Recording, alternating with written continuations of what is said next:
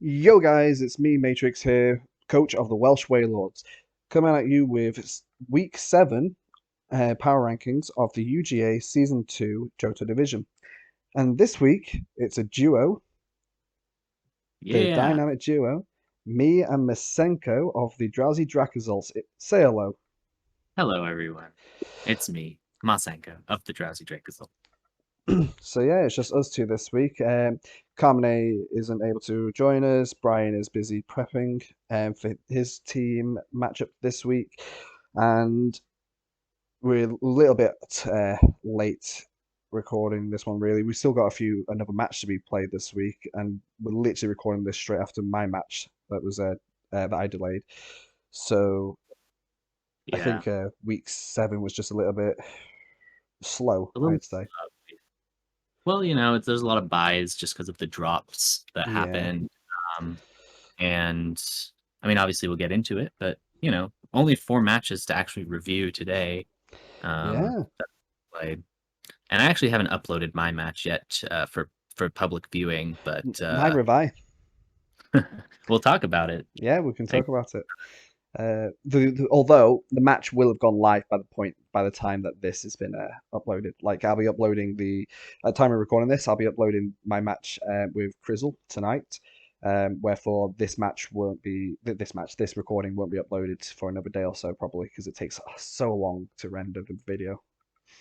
yeah, I probably two. I don't know. We'll see.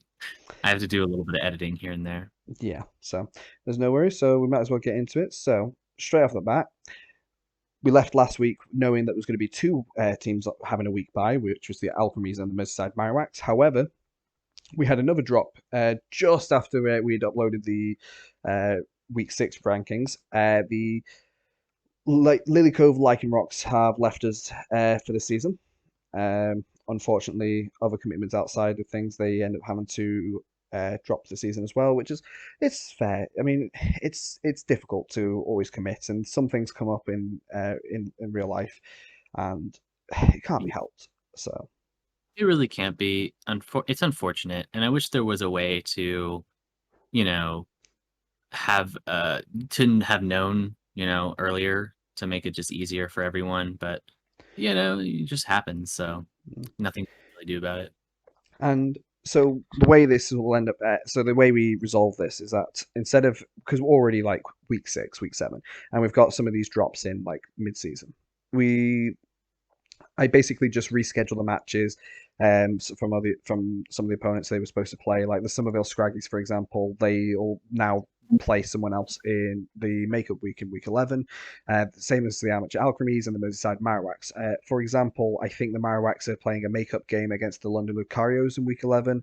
The Amateur Alchemies are going to be playing, I think, could they actually be playing the Somerville Scraggies in week 11? Week 11. I'm sorry, I spaced out. Somerville Scraggies versus who? Who are the Somerville Scraggies might be playing in week 11? Is it the Amateur Uh, Alchemies or? schedule. The Somerville Scraggies playing the Southeast Lux Rays. Yes, and yeah, the Alchemies will be playing someone which The, I imagine is the the Bavarian Bavarian. Landers. Yeah. Yeah, so So like some good matches.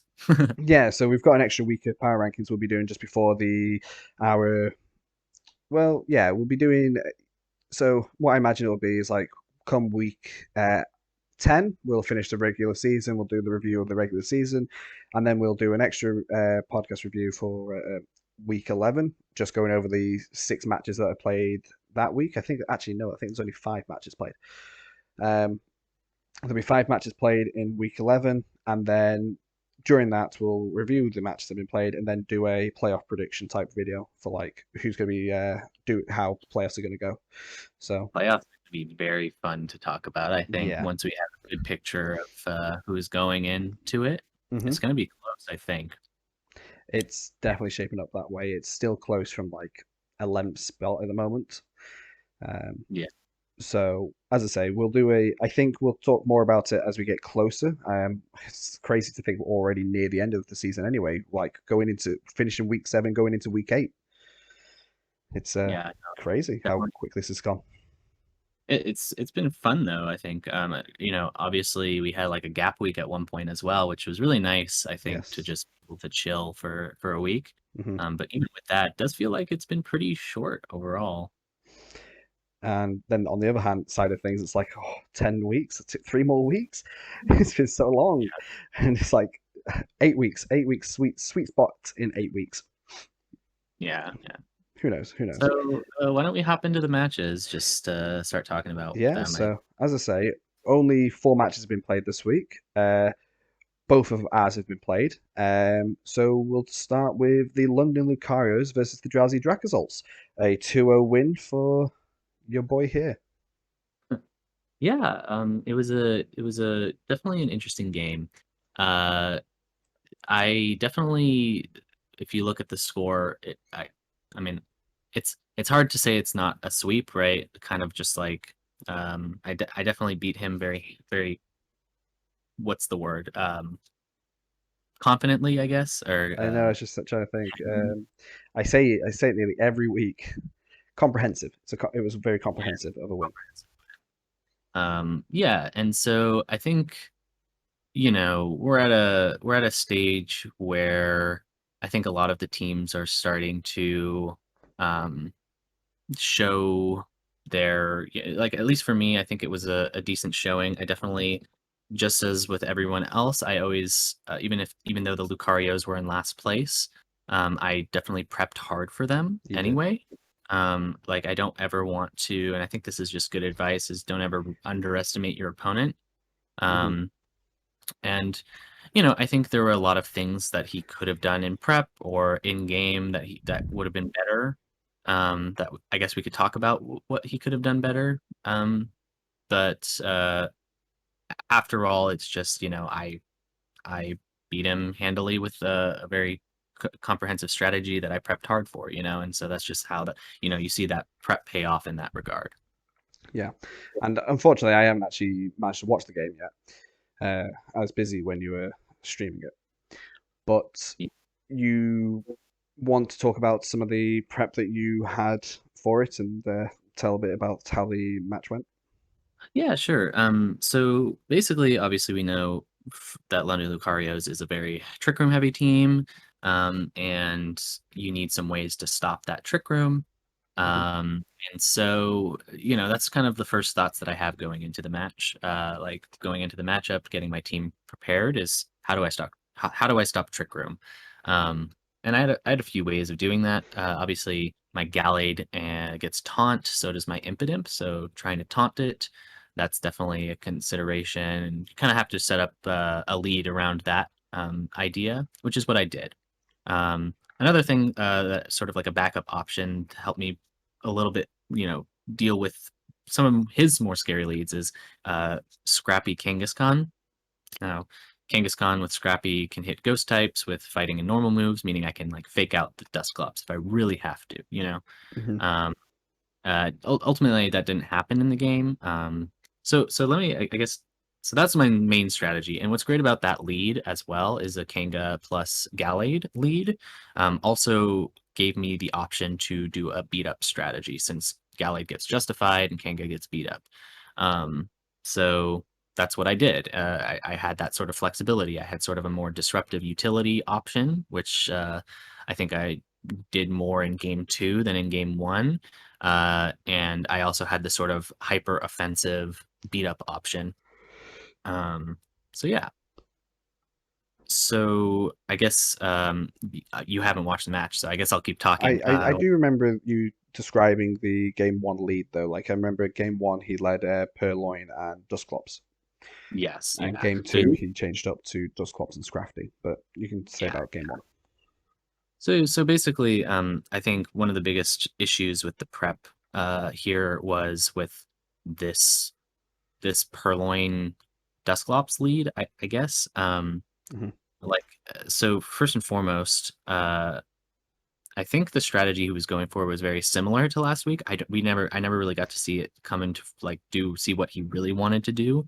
All Yeah. I know is that turn one I faked out the Purloin and taunted the Dusclops. Turn two I killed the Purloin with a Drain Punch from Kanga, and the Purloin used Hone Claws that turn. So I remember, last week against the Somerville Scraggies, he did like a Hone Claws baton pass strategy with this Purloin. Yeah. Um, but frankly, I don't know. So I think this was a pretty big blunder on his end. To like not only bring this again, but to sort of sit there in front of a Gallade who can taunt it, um, and or a Kanga who can fake it out, and sort of like just disrespect that by just going for it anyway.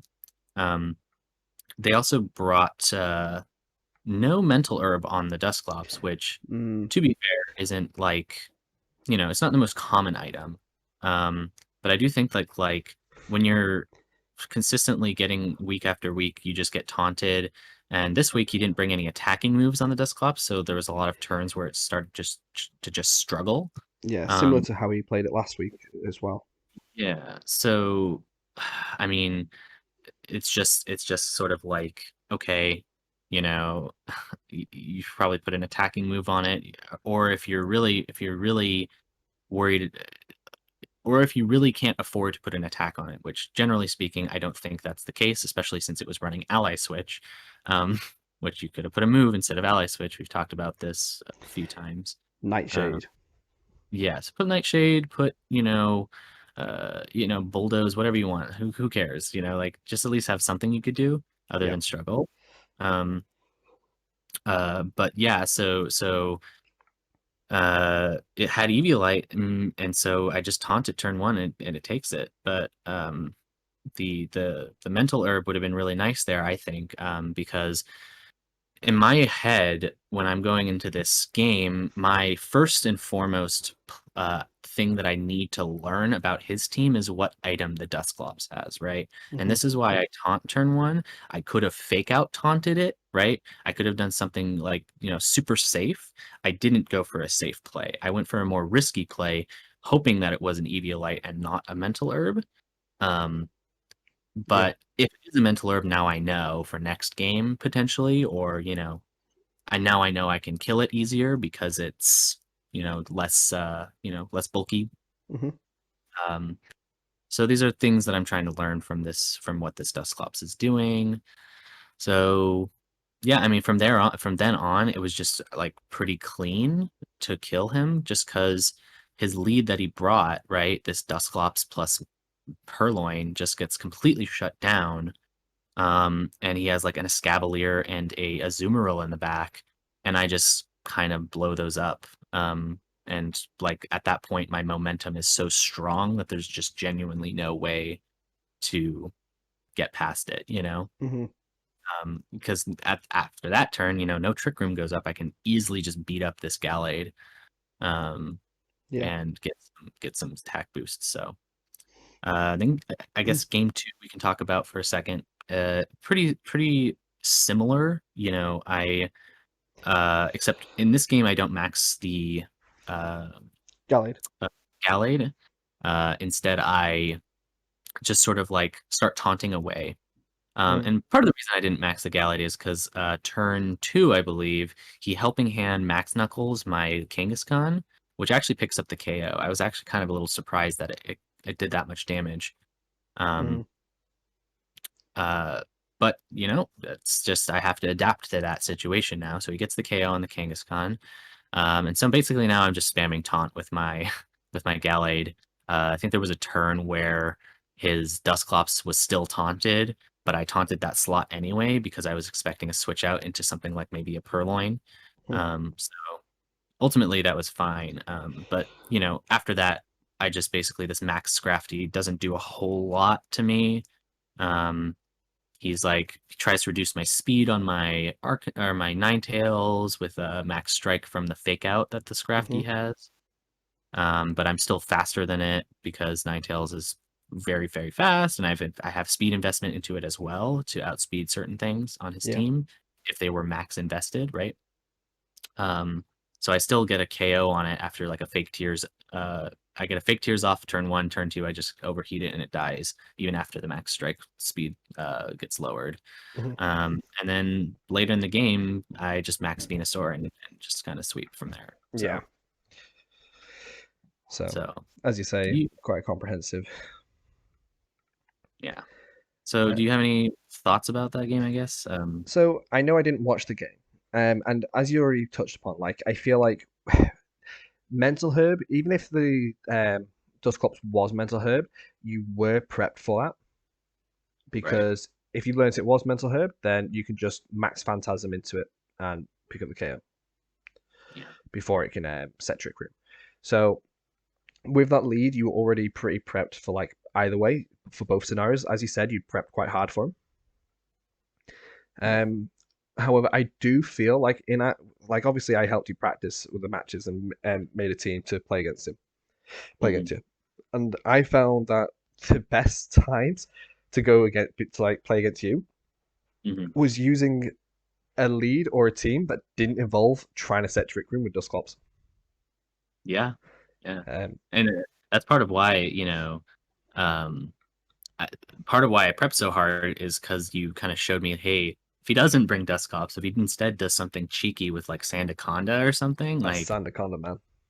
it does a lot of damage. Yeah, it's good. I was actually losing to it a few times. Now, obviously, I came up with ideas for if he doesn't bring the Dusclops. Generally speaking, the Venusaur Ninetales was just good in most situations. Yeah, Otherwise, yeah. but yeah, it could have been scary. Hmm. Um, and who knows? I don't. I think we're getting late into the season now, and we've suggested quite a few things to the Lucario's, like to shake things up a little bit. But they are trying to shake things up with the different sets that they're running, like Purloin and this and that. So, Mm. and they are trying different things. So, It's good. Yeah. um, I mean, it's just a matter of like I think, when you're a new player, I think really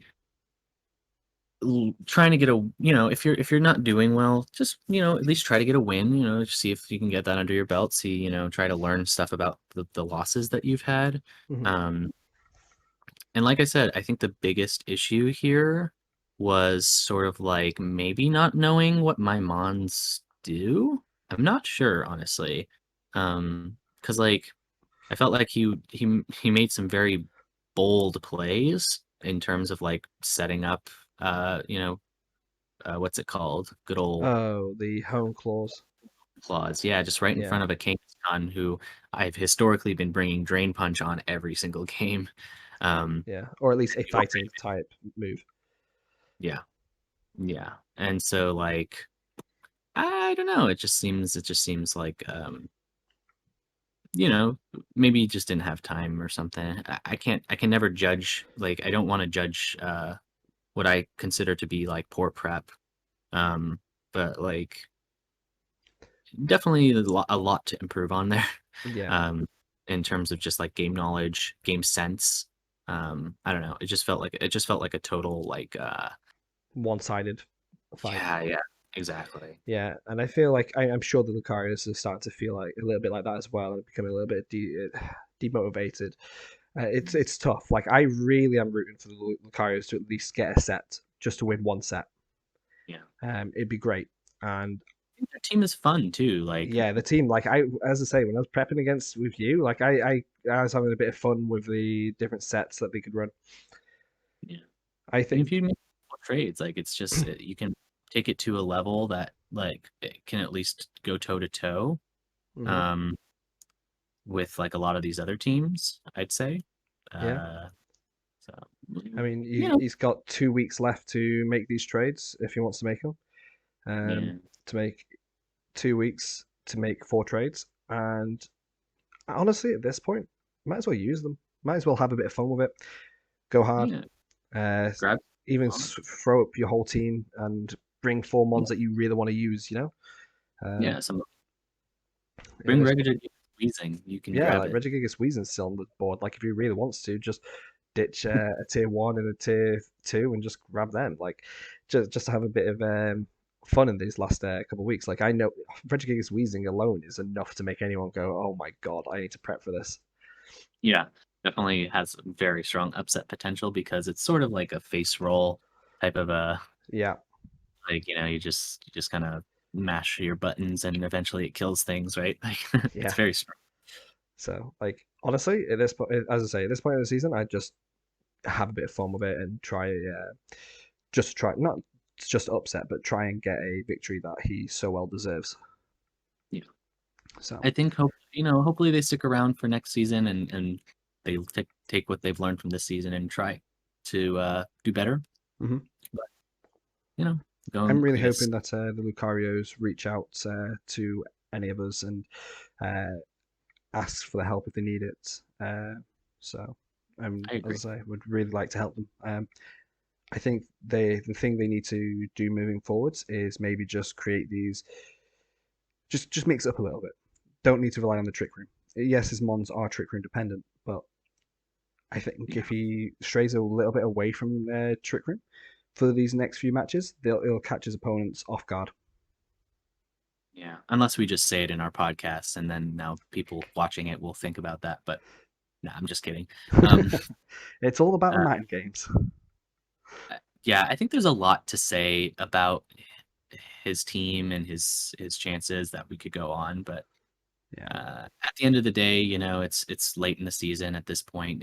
He's not making playoffs, and so just do your best and have fun. try to have fun. Yeah, absolutely. All right, Which moving is on. a good segue into our next competitor, Yep. the Crumach Colossals versus the Bavarian Landorus. And now, talking about having fun towards the end of your season, the Colossals are definitely trying to do that. Yes, and this was such a fun game to watch too. I Little love watching Dave. I love watching Dave's perspective. It's so enthusiastic. It's such a good energy, and I live for it. It's so good. Yeah, he has a very infectious aura to him of Hmm. like positivity. Um, so I loved watching it. I think this was a very fun match to watch, like I said. So I'll let you take it away as to what happened in it. So So I'll start off by saying the Bavarian Landorus played a solid game. They played the game in front of them. They played it well. Can't discredit them to any sense of the word. I think they led strong with the Urshifu Scizor, and having yep, that coughing in the back was brilliant. Like they knew that the Colossals are very reliant on their abilities, and leading Scizor Urshifu gave him that flexibility that if he so mhm. needed, he could switch out either one of them and then hit them on that's on the field like Colossal for big damage. I don't And think he led Urshifu game one, did he? yeah, he led Urshifu. He led Urshifu Scizor game one. He Did swapped he out really? the Urshifu later on for coughing, Okay. Oh yeah, yeah, that's right. That's and then right. brought Gastrodon in. And Urshifu was Yeah. always just sat in the back, waiting for when the Gastrodon went down, and then Urshifu came back in. But it never took any chip damage, so that's why I it think was sat. so. I think this was a really good game from the Bavarian Landorus. Like I genuinely impressed with some of the prep they did. Like I think the coughing in the back is definitely worth noting. The Gastrodon Max here, I uh, yeah, um, with Rindo. yeah, the Rindoberry Gastrodon. And just to tag on from what we said last week, I think we even said in the matchup that I think a Max Gastrodon could be really good. And Yeah, I wasn't lo and that behold, last week. this is what happened. Yeah, no, definitely. Um, yeah, so definitely liked I believe almost certain it was choice banded Scizor. Yeah. Oh, it had to be. It had to be choice banded. It was either choice banded or choice scarf, but the damage it was doing, it felt like it was choice banded. And I do think that like just being able to bring that coughing in is just such a key mon, Hmm. you deny the steam engine from the colossal. which uh, which it did its job for. yeah, and it's just so bulky and it's just doing so much consistent damage with that sludge bomb over time. Yeah, it was Like, doing some good damage. That yeah, and it's just so good. But I think we can talk a little bit about Dr. Dave, and I think as much as I love watching him, there was some mistakes on his end that we can touch oh, upon. definitely, definitely, definitely. So I think we can just talk a little bit more about game one. And so we've said about the Bavarian Landorus leading the Scizor at Shfu, and that was I thought was really put the pressure on because of you saw game one, Dr. Dave led his steel thing, the gears, whatever it's called, Clink Clank, which might I say is choice scarfed, Yes, choice and scarfed. the Slurpuff with weakness policy because the whole idea I think of Dr. Dave here was that uh, I don't think he really wanted to see a coughing being brought, although it was to be expected. It was going to be brought.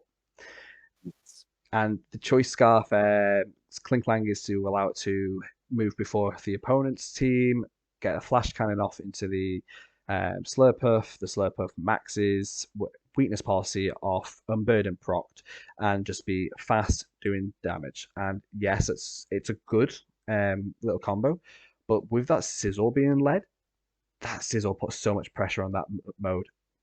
Yeah.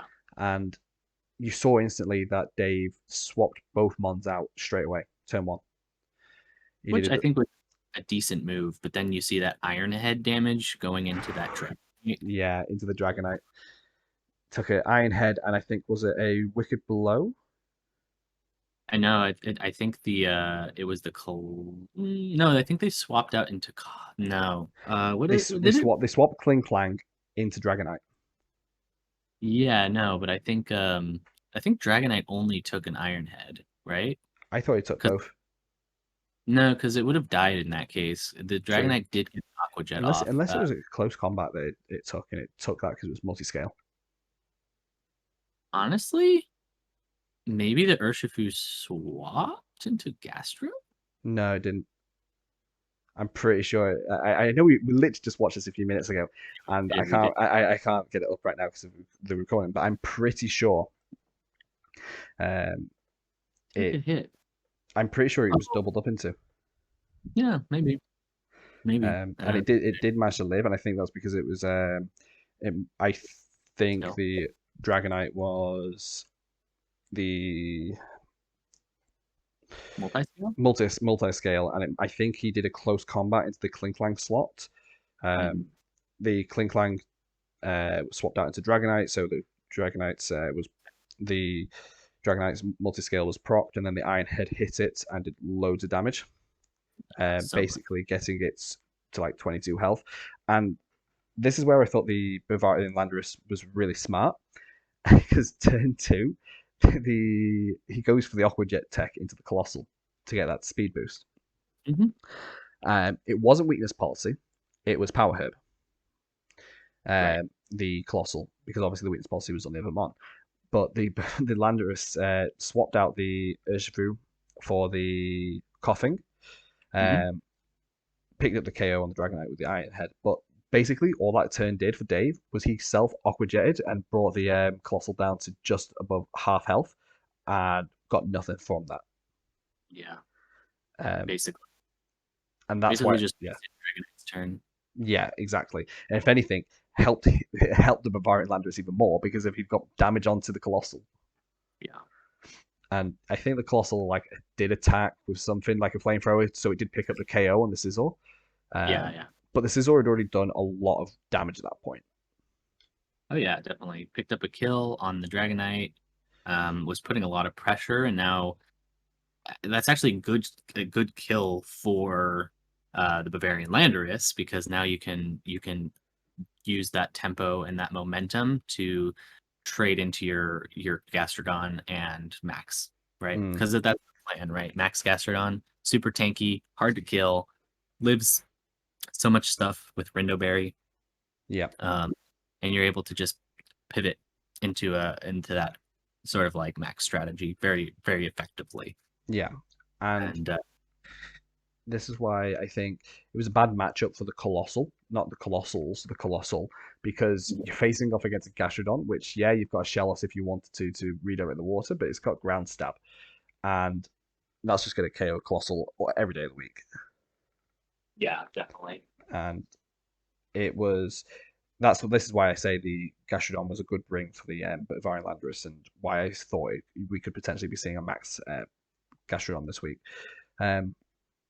But no, as you say, the trade off for getting rid of the Scizor dying there, and then bringing out the Gastrodon. Yes, they brought out Slurpuff with the Max Overgrowth, but the Bavarian Landorus played around that pretty well with the Max Guards, the damage into the Colossal, and basically getting it to a point where Weezing and Gastrodon was versus um, the Slurpuff, which was let's be honest here. This is a max Slurpuff, and it was doing it was taking so much damage from this coughing.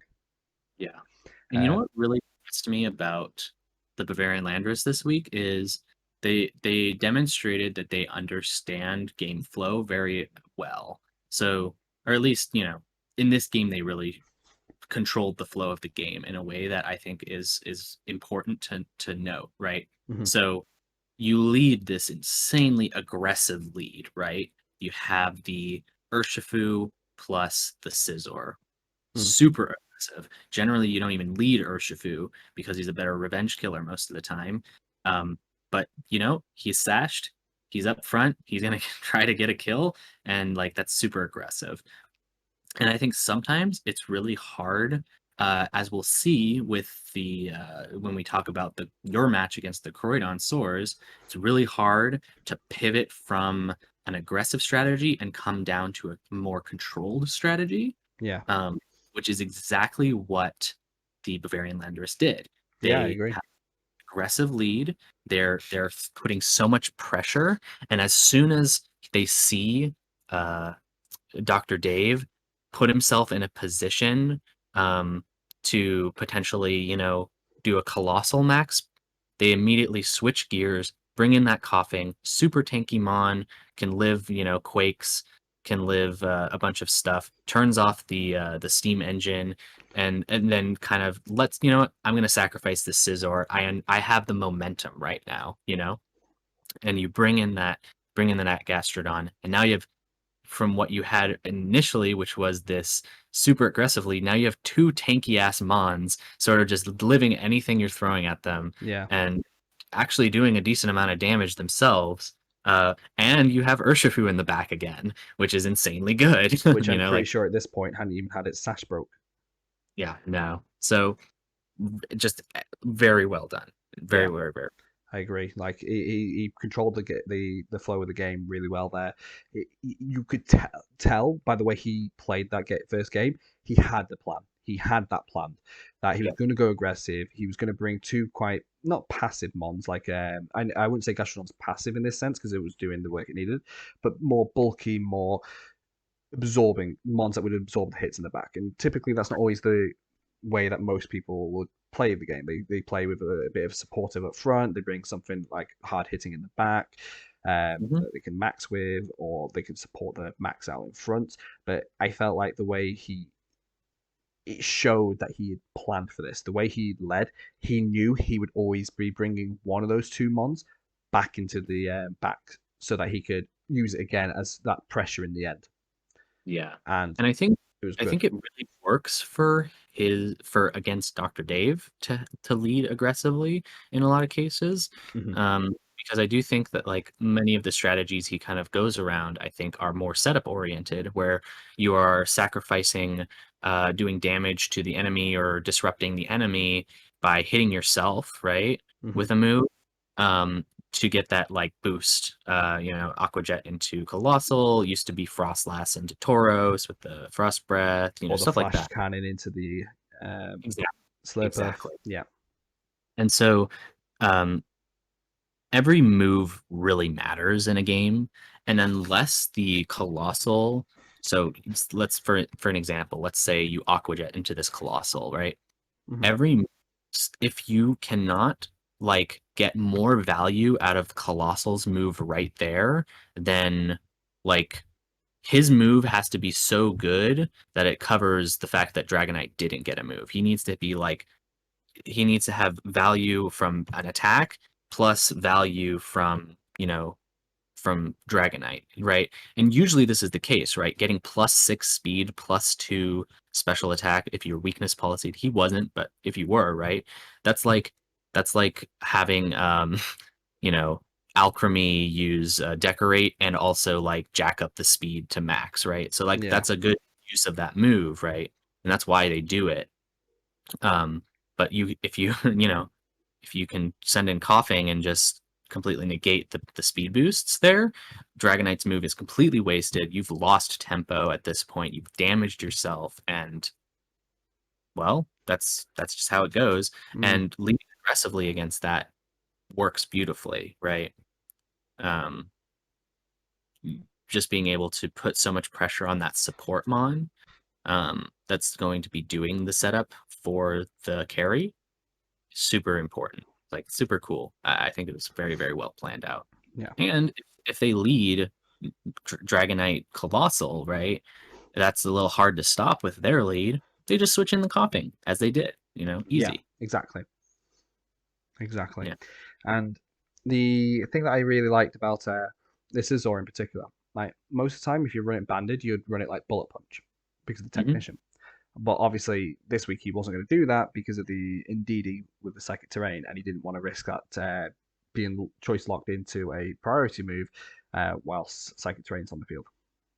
Yes, yes. So that's And another little nice thing I liked. yeah, and I think he was conservative with the Sableye. I know in game two he let it. But you're against a psychic terrain user. Mm, You definitely have to be a little bit more conservative with that Sableye. You can't be quashing things, stuff like that. Um, so exactly. I think that was smart as well. I think overall, so game two, right? He leads Sableye plus Urshifu, right? Hmm. And Dr. Dave does a helping hand dazzling gleam with who is helping handing? The Indeedee. Indeedee, yeah. So helping hand the Indeedee helping hands the uh, Slurpuff, and Slurpuff gets a dazzling gleam off. Urshifu's sash triggers. Obviously, that's going to be a lot of damage done to him. Sableye goes down really low, but gets it switched out with eject button, right? Um, and I think the biggest thing here was this Urshifu going into the Slurpuff with a Wicked Blow was the correct move here. And why is that? Well, you get that, you didn't lead as aggressively this time, which I still think, you could have led the same, but maybe you had another plan for that. But now you've got rid of his max target from last game. That's not. Uh, That's not what happened that turn one. no? No. He later on that something happens there. No. What happens is turn one after the Slurpuff has done the dazzling gleam, or before the Slurpuff does the dazzling gleam. The Urshifu wicked blows the Indeedee. Oh, yeah, yeah, And yeah, this is yeah. kind of why I feel like a little bit of a mistake on Dr. Dave's part is that he Mhm. ran the Indeedee with Citrus Berry. And I feel like Right. if you're going up against a Urshifu where you want to be redirecting or doing something, you want to be at least making sure that Indeedee lives a Wicked Blow. And the best ways to do that is either Dark Berry it with like a highest defense, to, cut that damage in half so it lives, or Focus Sash it. Yeah, I feel absolutely. like, Sorry. I totally forgot about yeah, that. and I feel like Yeah. that was a little bit of a blunder on Dave's prep, which is kind of an obvious thing you should be doing with your Indeedee against this matchup. Hmm. Um, because Indeedee could still be running like Dazzling Gleam, and if he'd just done, he could have technically, if he'd run an Indeedee with Dazzling Gleam on it, he could have just double Dazzling Gleamed and picked up the KOs, double KO, or Double. KO'd the Urshifu that turn, and KO'd whatever was coming back in. Not KO'd, but done damage on whatever was coming in on the eject button switch. But he didn't know it was eject button at this point, so like it was safer to do something like that. Right. So correcting myself, yes, he does go into the Indeedee there, which I also think is the correct play now that I Yeah, remember that. it's this turn two, which Yeah. is what Uh, happens. it's So turn two, he goes into the Slurpuff because instead you of the see us. clink clank. Yeah, yeah, and that's the good. That's good. This Clink Clang is. I don't know if he knows it's scarfed per se, but he knows that the Clink Clang is not really the max target, right? Hmm. Um, Getting that damage down on the Slurpuff, especially after a turn where it didn't max, um, is like super super duper cool. I think. Like I think doesn't Clink Clang picks up the kill on Urshifu, right? Yeah, After that. so I think the Ush, I think, trying to think the order of events, but I know the Gashadon maxed this turn. Mhm. Gastrodon maxes. The Yeah, I guess Max Quakes. Yeah, so this is what happens. I think. I actually think the Urshifu goes for a Wicked Blow but doesn't move because the Kling Clang flash cannons it and KOs it because it's faster with a Choice Scarf. It doesn't It's doesn't Urshifu Gastrodon. Oh, It was yeah, yeah. Gastrodon who did Max Quake into the Slurpuff because at this point, I think the Bavarian Landorus had learned that it was a special one because the Will-O-Wisp that they used in Game 1 didn't have an effect on the damage output. Right. So this is now where they start using Max Quake to try and boost the special defense as well. So they start tanking these Max Overgrowths and stuff. But Right. the Slurpuff targets the doesn't or something. I can't remember the exact thing that happened here. I don't think the Slurpuff attacked the Gastrodon or didn't break that Grassberry for whatever reason. Yeah. I don't actually remember what Or Slurpuff was did. or did Sizzle come out and was it Sizzle that used the superpower? Well, I know that superpower picks up the KO onto the Kling Clang after that turn, I Yeah. believe. Yeah, you're right. Um, You're right. but I do yes, the Gastrodon does Max Quake into Slurpuff. What does it do? I think it just Dazzling Gleams, maybe? I don't know. I don't remember exactly what it did. Yeah, I don't Uh, remember what it does. I think it might you know just what dazzling gleam or something. happened? Didn't he no, that was No, the this turn this is after. coming. This comes after. This is hilarious. But that comes afterwards.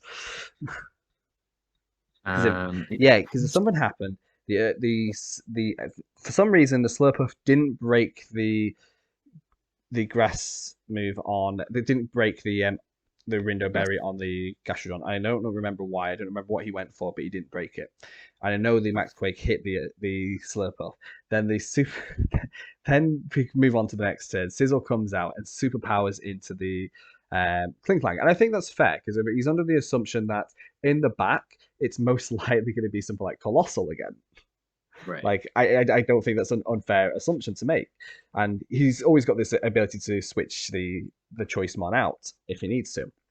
Um, and he max Quake the turn before, expecting the Slurpuff to max as well. But Dr. Dave didn't, and it brought the Slurpuff down to like 20 health, which is huge for the Bavarian Landorus. I think they played that really well. Like they predicted what Dave should have done, or you would expect Dave to have done, and basically because of that, the Slurpuff couldn't max. Yeah. And I don't understand what Dave's thought process was for this next one. But the start of that turn that he went to superpower with the and did all this, he flash cannons his own Slurpuff at 22 health Yeah.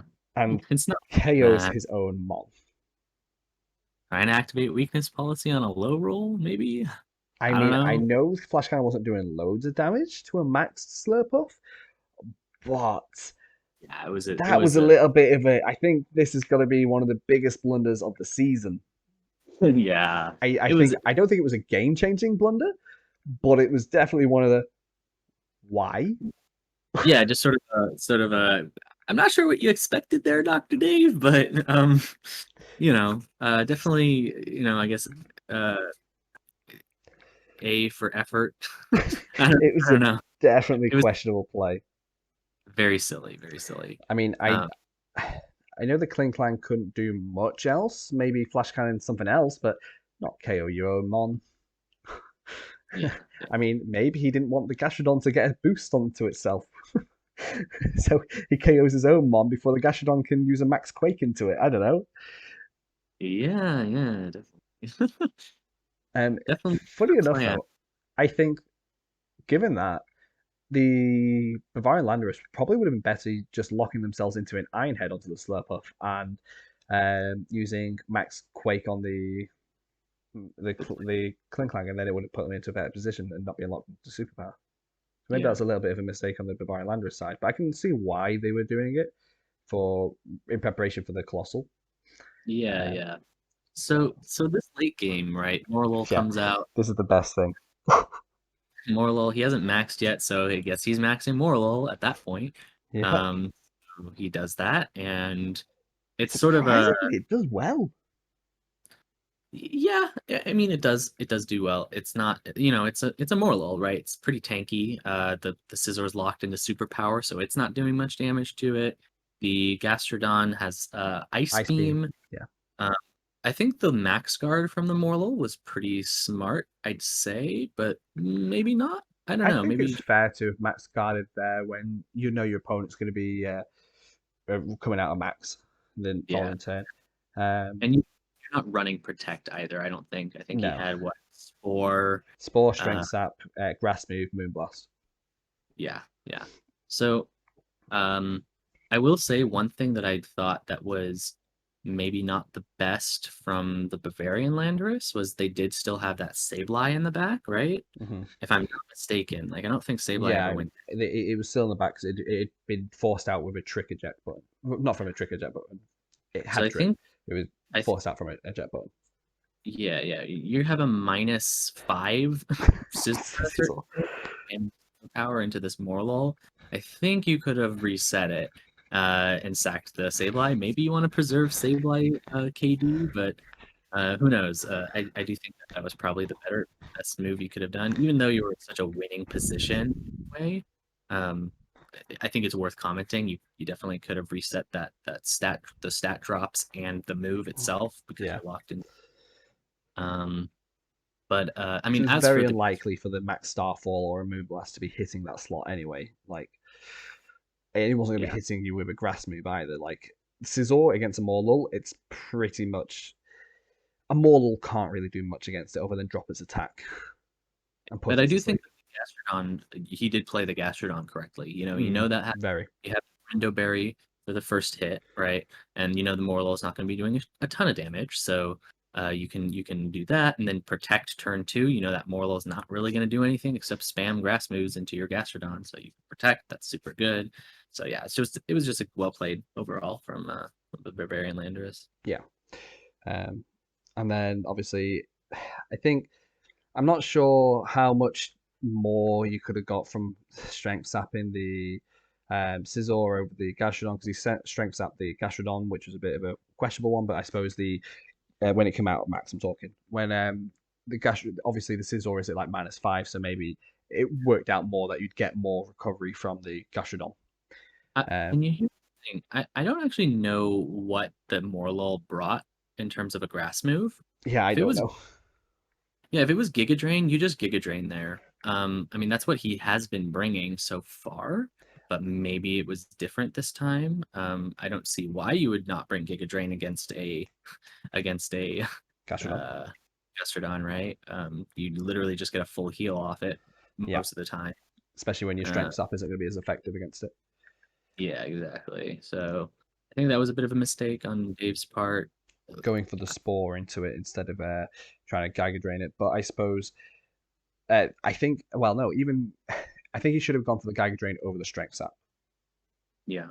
And Maybe yeah honestly, it, I think the mistake that I pointed out from the Bavarian Landor side, not switching out that Scizor, uh, would have lost him the game if Giga Drain if he'd used Giga Drain instead of Strength Sap that turn yeah and killed Gastrodon. So now Scizor is locked in permanently. You cannot do anything about it. It's got -6 attack after a certain point. It's not doing anything to that Morlul. And what's Sableye gonna do to it, really? I mean, I guess what did the we Sableye have? we It never did got to have an see we never got to see its set. I think we could see it from his perspective if we looked, but I do know it had an attacking move on it. Yes, I yes. first watched that, I was keeping an eye out for that, and so yeah, but I really don't know. I Maybe haven't watched it Sableye, from his set yet. yeah. But either way, the crit from Scizor kills the Mortal at the end of the day, and That's wraps what that up. happened in the end. Yeah.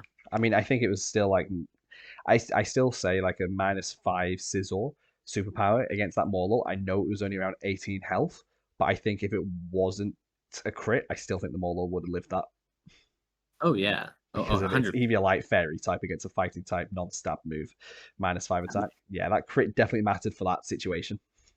Yeah, and I think that might have been the game, honestly. I don't know what Dave clicked, but if it was Giga Drain, that would have been a really good move to click. Yeah, It you've healed a lot and potentially lived whatever Sableye had for in store for him. Yeah. Um, I mean, Sableye's more than likely going to be running like a Sucker Punch or Foul Play or just, like a Dark move is most likely what's going to be brought. And it dies to a Maul's Moonblast because it was already quite low, the Sableye. yeah, And it was the really Sableye would have, if it was running a physical set, it wouldn't be it wouldn't be negative in its attack stat, which means it would be more room for the Maulal to regain health from whilst he started chipping away at the Sizzle. yeah. Well, So and that's how it goes sometimes, I still think though that the Bavarian Landorus would have, I think, enough chip from from the Scizor against the Maulal would have won them the match. I think the Maulal would have been doing literally nothing to the Scizor, and I think this is where it was opening a lot of room for just getting these crits from a Scizor. Here's a question: does Strength Sap still work if you're at -6? Yeah, it still works, but you don't get a lot of health. Right. Okay. I mean, that's interesting. And it would have been interesting to see like that end game play out because it would have been another time where Maulal has come in from the back and just Oh, wall the team you know what? It couldn't even spore the Scizor, right? Because it because got it's parried. paralyzed. Yeah, Yeah. So, yeah, it could have been. It would have been close, I think, if the crit hadn't gone through. I think it would have been close for sure. depends on obviously what the depends on what he clicked. If he clicked another strength zap, then it was GG. Yeah. But he could have clicked a spore for all we know, and then he could have just gone to um, his normal ways. But even Yeah. then, if he'd gone for a spore there, then the Scizor still picks up the KO the following turn, unless he gets full powered. So Yeah. Yeah. Alrighty. Well, that was great a game. very long talk for Yeah. a very short game. Yeah. Absolutely. But no, it was just such a fun match to watch, and I think the Bavarian Landorus played really well for pretty much the entire game, and the Colossals. Yeah, Dave, you might want to not kill your own mons. Just a suggestion. Yeah, I mean, if you want to kill your own mons, go for it. that's fine. But Uh, I think you kind of like your Slurpuff, so I'm a bit worried. All right, oh, you know, moving on. We faced probably what was my most anticipated match for this week: the sure. Southeast Luxrays versus the Charlotte Beedrills. Um, do you want to open us up on it? Yeah. I mean, I guess. So this is an interesting matchup. Before going into what uh actually happened, I think, at least in my opinion, based on helping Brian prep, the Southeast Luxrays had a very um positive matchup into Brian. I think that like overall he had the advantage in terms of just from a head-to-head on paper standpoint. Hmm. Uh, because he has ways to really deal with the sand mode that Brian's bringing, especially Haxorus this week was very strong. Yeah, Uh, and we saw that. yeah. And so Brian and I theory crafted a very fun idea, which didn't get to be super utilized in this game to the full extent of how powerful it could have been. But essentially, we decide, hey, Vikavolt really slow, but it has a decent enough speed that maybe with a little bit of help, it can outspeed some stuff and do some big damage. Because we see that this Vikavolt is doing big damage, Mm, like really big damage, and has really good coverage for a lot of the Mons. So we go, okay, well, does anybody on your team have Scary Face? No. Does anybody of your team? I mean, you could bulldoze, but it's not outspeeding things. And then we're like, Volcarona String Shot. What if? And yeah, we tested it. It's actually very effective because of the -2 AoE speed control. it is very good.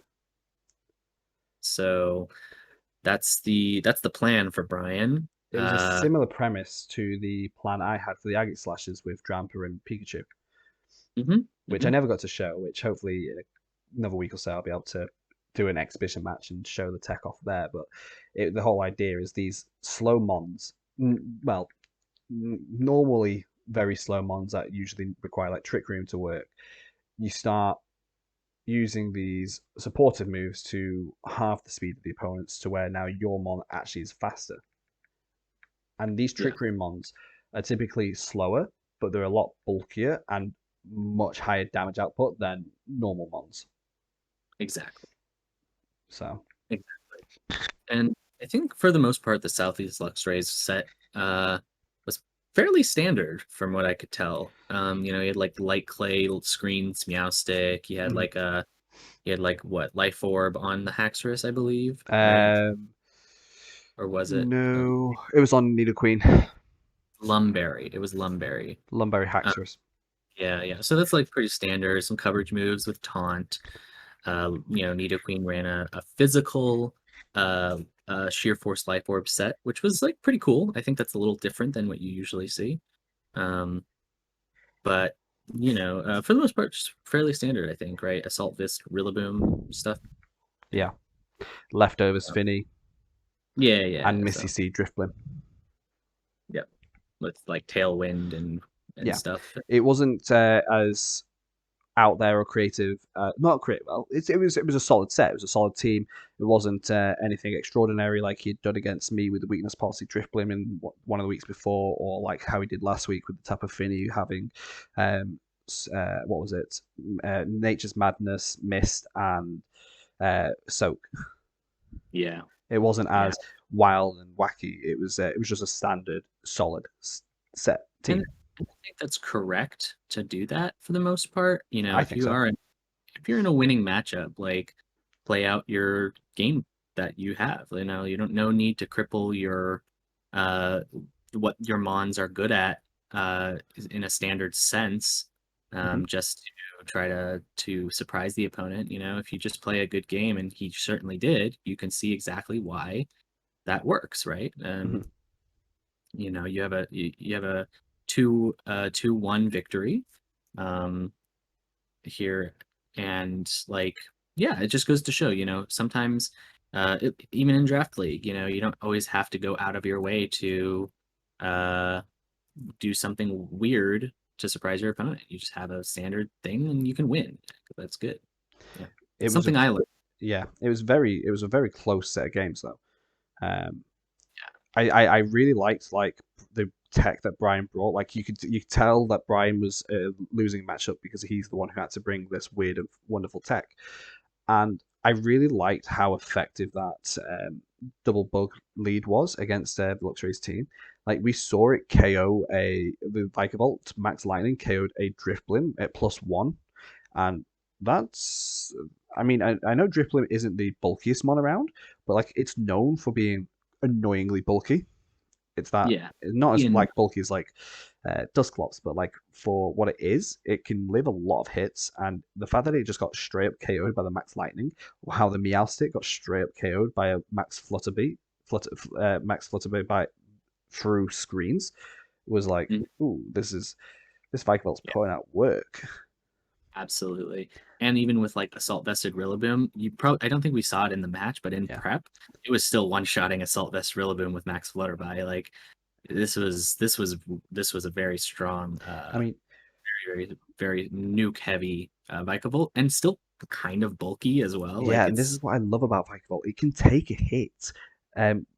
We saw it take a hit from a Max Rockfall Haxorus, which has got one of the highest attack stats. Like, and Yep. this was a fully invested Haxorus. Yes, it wasn't. It was adamant. Yes, it wasn't Life Orb or anything boosted on. But even with a Life Orb, it was living that hit, Yep. and Yeah. that was great to see. Like, it's one of the reasons why I like Vikavolt so much is it can live more than what you think it can. Yeah. And I think another really good mon that Brian brought was that Stoutland. Yes. Um, that was the Haxorus counter, right? We Hmm. knew Haxorus was a big threat in this game, so we bring Intimidate Stoutland to shut it down with Baby Doll Eyes, um, to just like make it really annoying. It gets play rough too, so it could even damage it pretty Hmm. effectively. Um, so yeah, that was pretty nice. And the Baby Doll Eyes is a nice bring because yes, it gets charm, but because we were bringing it in, he was bringing it intimidate, it wasn't going to get the boost from the Sand Rush to be fast, Yeah. and it was always there so that even if the opponent tailwinded, which is very likely, and we saw it did in game one. It could once it could always move before the Haxorus and get that Intimidate off. Exactly. Exactly. And I think Baby dollars. obviously we can get into what happened in the games, but game 3, it's very, very unfortunate that the Haxorus -2 crits that Stoutland, because I think that maybe Brian could have actually won that game. I'm not 100% sure. I think I it could think have. without the crit, he was in a position where he possibly could have, but that crit sealed it for him.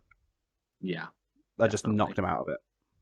Yeah, it was very, very unfortunate because Mhm. now that Haxorus is not getting much out of its max. Minus even the turn before that, it really didn't do much. Not because of it was intimidated. Yeah. So yeah, it was just a little just sad, right? A little Yeah. unfortunate. But hey, I mean, well played to Bioptic to be in a position where he could crit and get a free win, out of it, right? I still think Baptic played pretty well, albeit he still needs to get a bit more. He needs to, the thing that's get a little bit with Baptic is that he needs to just learn his terrain control a little bit better because he's running dual terrain. He keeps Mhm. hindering himself with it. Yes. His Yes. Rillaboom, more specifically, switching Rillaboom out for Tapu Fini, or not Rillaboom out for Tapu Fini, switching a Mon out for Tapu Fini, bringing Rillaboom in, and then overwriting his own terrain before he can start grassy gliding things with that Rillaboom, which is what Rillaboom is at its core, a grassy glide bot. Yes. Yes. Absolutely. So yeah, I think that's definitely something he needs to work on. I don't know. He's had this team for a while, so he should know these things, but it doesn't. I don't think it really affected the game too much. No, it didn't. Obviously, he came out with a win. Well, yeah, but even then, I think like he didn't like ultimately the moves he used and how he played it out didn't really rely on that grassy glide too much, and It's true. yeah, who knows? I mean, it was just not that it wasn't that impactful. The terrain itself wasn't that impactful, right? True. Um, like I think terrain played a very, very minor role in how the game went. Yeah. Um, Except for game one with the Missy Seed, but other than that, yeah, I agree. yeah, yeah, yeah. So there's that. Uh, and so what happens game 1, right? We have a lead from Bioptic, which was what you'd expect. Looking at the team that the Beedros brought, he had his Sand Core he had all 4 Sand Mons with him, plus the 2 bugs. So what you'd expect from and there was no Cradilly, which is something obviously the Luxrays were having to worry about with the Tapu Fini. And seeing that there was no Cradilly there, he felt it was pretty confident leading Tapu Fini to start getting damage, thinking it's going to be a Sand mode that's going to be coming at him. But so leading Drifblim Tapu Fini, he's encountered with Vikavolt and the other bug, which is Volcarona. Yep. And what I like about this is that the Volcarona does outspeed the uh, Tapu Fini naturally, but annoyingly, the Drifblim was running Missy Seed, so now the Missy Seed Drifblim moves first and gets this Tailwind off. I can't remember the exact turn of events of this turn one, so I think so Brian goes for a very, very good play, I think. And he max lightnings the Drifblim. yeah, He knows Driftblim's gonna set something up. Um, he knows it's seeds, so it's not like Focus Sash or something weird, mhm, right? And even at +1, like we know Volt's nuking a lot of these mons, yeah, so super confident play there, and I think that was an insanely good play. yeah. Tailwind does get up, and I think Bioptic switches into Rillaboom, expecting a Max Lightning into Fini, right? Um, I think that's what happened. I Um, oh, genuinely can't remember. you know what happened? I think Fini protected turn 1. Did it? I think that's what happened. Yeah, because the Volcarona I remember shot did string shot, right? Yeah, As was expected. And I think it only hit the yeah, missed Drifblim, and like Tapu Fini just protected it. Hmm. I mean, So I know there yeah, was no damage done onto the mon you'd expect, which is the uh, mine. The Volcarona with the Scald. There was no Scald into it. There was no Calm Mind set up that turn. No, yeah. So Um, anyway, I really like the Max Lightning. It was a very aggressive play. But what's good is that one of the reasons why Bioptic's team's so good at the moment is this Drifblim holding it together. Um, mhm, Being annoying. Like a lot of teams lose to have been losing to Bioptic because they've not been taking care of the Drifblim soon enough, letting it stay around, nerf their physical attackers, and uh, Brian knows this as his back two mons are both physical mons. So he knows he needs to remove this Drifblim as soon as possible. Because it's just one of those annoying mons if you let it stay around too long. yep, So removing it absolutely. straight away puts Bioptic into a position which he's unfamiliar with, which is my Drifblim's just gone down in one shot. My support's gone. Hmm. So it's kind of Hmm. forcing Bioptic to play in this more aggressive mode, which we've seen when he's been against, especially against like a team which has stall potential, which is what Stoutland was there for. Where against like back against the Chromic Colossals, where he lost his support mon, and it was his three offensive mons against a Maulal and was getting stalled out. Yeah. So, and we've seen that this is where Bioptic starts to like a little bit falter a little bit. Is when his support's gone, the mon that he relies on to glue his team together. So this is why I think that first turn play was really good. Yeah, I agree. I completely agree. I mean, I just think that Drifblim is such an annoying mon. He's so bulky, and if you get the opportunity to just one shot it, Get it gone. with yeah, this hyper aggressive lead. Once again, we talked a little bit about how aggression counters setup, setup counters control, and control counters like aggro. Like that's kind of like the holy trinity, right? Um, and like yeah, super aggressive lead from Vikavolt. One shots this Drifblim. Yes, it gets Tailwind up, but goodbye setup. Like no more of that. No Hmm. more control. And now that your control is down, you either have to counter it with aggression or you know find a new thing to do. Obviously, Bioptic wins this game, right? Hmm. He gets this Haxorus out. I think the Haxorus is just kind of a little bit too much to handle, even with this Stoutland, and I think the Nidoqueen puts in a lot of work here with like Rock Slut. I did. Um, Nina Queen didn't come to this set. did it not? No, it was Rillaboom, Haxorus, Yeah, yeah, yeah, yeah. Drifblim, and Tapu Fini. And what happens is that the Rillaboom comes in, not the Rillaboom, the Haxorus comes in. He maxes it and goes for a max Rockfall into the not Tapu Koko, Vikavolt. Um, Vikavolt returns, and this is where it was unfortunate because of the Driftwind had already done enough damage with that one turn. He tailwinded, and this meant that the opposing side, the Volcarona was under speeding, Yeah. and so it took a turn for a string shot to hit. I think it maybe missed. Something happened where the Tapu Fini didn't get a speed drop that turn. I think he was expecting a max lightning into the Tapu Fini that turn, which is why he Pretty didn't. sure it I'm pretty sure it missed the Haxorus, if I'm not mistaken. It hit the Haxorus Did because it? of it moved afterwards, hit the Haxorus because in the following turn he was in a position where the uh, oh, maybe I don't know. I know I've only just watched it, but there's Yeah. so many Pokemon. complex interactions with this matchup. It's really hard to remember which match happened where. Yeah. It was 3 games too, so very similar mons involved and whatnot. Yeah, Yeah. So yeah, so definitely like Haxorus put in a lot of work, I think, just having this is the big threat of Haxorus. I think did was this the game that Stoutland missed a play rough on the Haxorus in the late game?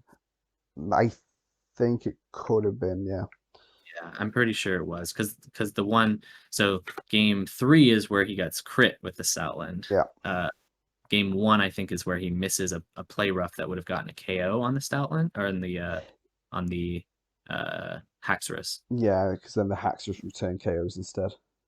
Yes. Um, Um, Oh yes, yes, it was because of the very end of this game one. The Stoutland misses a play rough onto the Haxorus, which used Rock Slide, and the Rock Slide crit the Stoutland. Yeah, I remember that. Oh God, that's so annoying. This poor Yeah, Stoutland was just getting absolutely beat yeah. Well, by he took Hax. it like. Yeah. Um. Oh, it was the Dazzling Gleam that crit, and the Haxorus picked up the double KO because he never. This is the thing. Bioptic never missed a Rock Slide. Nope. Every Rock What? Slide he used, it hit. Yeah, I mean, and why would you miss? I don't know. If you're having good luck, you're having good luck, and it seems like you're having good luck this game. Yeah. Um. Um, I remember there being a point in game one where I was like, I wish he didn't max guard that turn. Like it just targeted the Haxorus and remove it because yeah, going into this, he knew this Haxorus was a big pain. So yeah, I kind of think like targeting the Tapu Fini and not finishing off the Haxorus was a little bit of a mistake because obviously he switched out the Tapu Fini into the Rillaboom, and I know you can argue that it was the right choice to make in the moment, or like you think it was the right choice to make. I personally think the Haxorus needed to be removed I sooner think. because of it ended up being a 2 versus 3, and trying to intimidate and um, drop the attack of mons that can switch out of it is a little bit difficult. Yeah, That's just my personal opinion. I just think that the turn that he max guarded, he could have gone for an attack. I mean, Bioptic never actually targeted the Vikavolt that turn. I don't think. Um, yeah. it No, I could have think just he max guards too with his Haxorus. yeah, I think so. Yeah, it's just like could have just Yeah, could have gotten a kill on the Feeny potentially with that a turn. max. Yeah, Yeah, and so I mean, obviously, like little tiny plays like that are so complex. Like, oh, I this match was maybe very like complex. maybe it wasn't like max guarding there is definitely a viable thing to Yeah, do. for sure. So it's just so hard to say. I think. And it's so hard, it's so easy looking back at it now and going, oh yeah, this is the move I think should have been made. But in that moment, it's so difficult to call what to do. Yeah. And I think max guarding is always a safe move. Mhm. Because in theory, Bioptic didn't need to max guard his mon there. Like Bioptic could have targeted and got a KO if he'd done that, hadn't done that. So it's easy to say that it, in my opinion, it wasn't the right move in that moment. But honestly, it probably was the right move. It was the safest move to have made. I think game two is worth talking about. I think Brian kind of played like a madman game two a little bit, like very good, in a good way, right? But Yeah, yeah, he did. He played really well. I think one thing that really impressed me was I believe it was game two where that Vikavolt gets a max Flutterby off into the Haxorus to get a special attack drop on the Top of Finney which is good. because he I just really time like. minded. Yeah. And what else? I mean, I think turn one, the Stoutland switch in to the Haxorus was really smart. And you can, the mouse stick sets up screens. You just one shot it with a max Flutterby as well. That was Like, amazing. very, very smart, very good controlled play. You not only lower the Haxorus's attack, it's going for it's going to go for something, right? Maybe a max rockfall into your Volcarona. It's generally what you think it would be doing. You get that attack drop. It's not going to do too much damage to Stoutland. Like now Yeah. you get the baby eyes control. It's so good. It's just so It was turn two that happened because of turn one he double protected with his Maxmon and his Vikavolt, and the Haxorus targeted the Vikavolt uh, through the protect with the Rockfall. Didn't reveal it was Sash, and then he swapped out the next turn for the Stoutland. yeah. I think that maybe that double protect was not the best play in my opinion, but I still think it was Yeah, fine. I think personally, like, but he won the game. He won the game, so he obviously, I think protecting one is fine. I think he could have attacked with the other one, like with a string shot with Volcarona, or attacked with the Vikavolt that turn. But honestly, it worked out for him. So like, Yeah. In most it of the was fine. situation, in that specific situation, I think the play against the Haxorus is always, always, always switch into the Stoutland, Stoutland. just turn one, yeah. because it just shuts him down. -1 attack. It's like really not doing a ton. You can protect the Vikavolt if you're really scared, or max Mhm. guard it. I guess you don't really, in my opinion, you don't really need to max guard. Maybe you could even switch out Vikavolt as well into the other mon in the back, which was, I believe, Excadrill. Excadrill. So it's hit. Excadrill is 100% living a max rockfall, literally just, and then you also get double speed on that Yeah, yeah. Excadrill. So yeah, super good. Um. Anyway, But he did keeping the Vikavolt in did allow him to one shot the Meowstic, so and get rid of that yeah, support again, which was yeah, running Thunderwave, um, Light Screen, Protect, and Light Screen, Reflect, and Psychic. So I still think like the Vikavolt Max was fine that game. yeah. Um, No, and we did see that the uh, Intimidate drop from a Stoutland meant that the Haxorus's Max Rockfall was not even doing half damage to Max Vikavolt. it was like it almost looked like a fifth of its health, maybe. Like, I don't know. It's not much. Um, It was quite a bit. It was doing just under half damage. okay. At -1. At -2 is where remember that was Max Quake. It was doing Mm, yeah, Max yeah, Quake into the Bike Vault. Was doing like a fifth. yeah. Well, there it is. It's a good win. Good win from Bioptic, though. I think he played it. I think it's worth noting that the adaptation to that Volcarona lead was Game three good. was good. The Haxorus Meowstic, like I think that's like pretty solid overall. Yeah. Um, Game so three was really good though, I thought, because he realized that this lead is going to be annoying, and if he leads it again, this time he brought Nidoqueen up front in game three, Haxorus mhm, in the back, and I thought that was good because of it meant that he could do this rock slide damage without having to waste his max straight off the bat, and he yeah, waited for the Beedrills to just max the Vikavolt again, and this is where I thought it was really good of Bioptic too. He was assessing how his opponent was playing and mhm, allowed him to do this. Like, I mean, Nidoqueen did like just shy of 50% damage to the Vikavolt. It was always going to be a 3-hit KO, but also breaking the Volcarona to its sash. And then once the Meowstic goes down, he just brings in Haxorus onto the field, and now he's got two of his physical mons with Rock Slide and Max Rockfall, which really yeah, threatens the Beedrills. But what Brian does, which is really good, is that he gets this Stoutland out to drop both the attack on both the mons. yeah, So I still yeah. think Brian played well despite getting into a little bit of a corner. Oh, absolutely. And I think that Brian had a very, very good chance of winning game three, like we said. Yeah. Um, had that Haxorus not crit the Stoutland. It was a Hmm. -2 max Haxorus, not getting a whole lot of it out of its max. Um, yeah, I mean, it's just But there it saying is. that, what was really nice about Bioptic's play there is that he didn't go for the damage on the Vikavolt.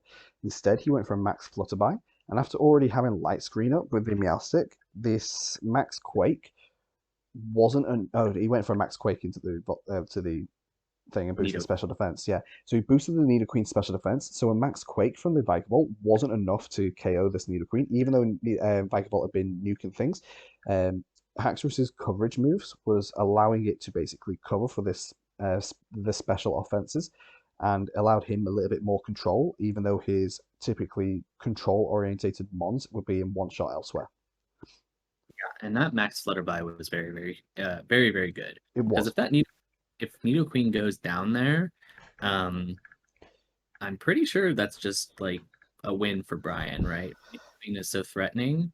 Um, It and because of that Nidoqueen getting that rock slide off into the Vikavolt basically brought it within range for any of his mons to KO. Wherefore, if that Nidoqueen had gone down, that Haxorus at -1 would have had a tough time, especially after a what's it called, Baby Doll Eyes. yeah. So, not going for damage and going for the damage, the control of the stat controls Mhm. from their moves was really good.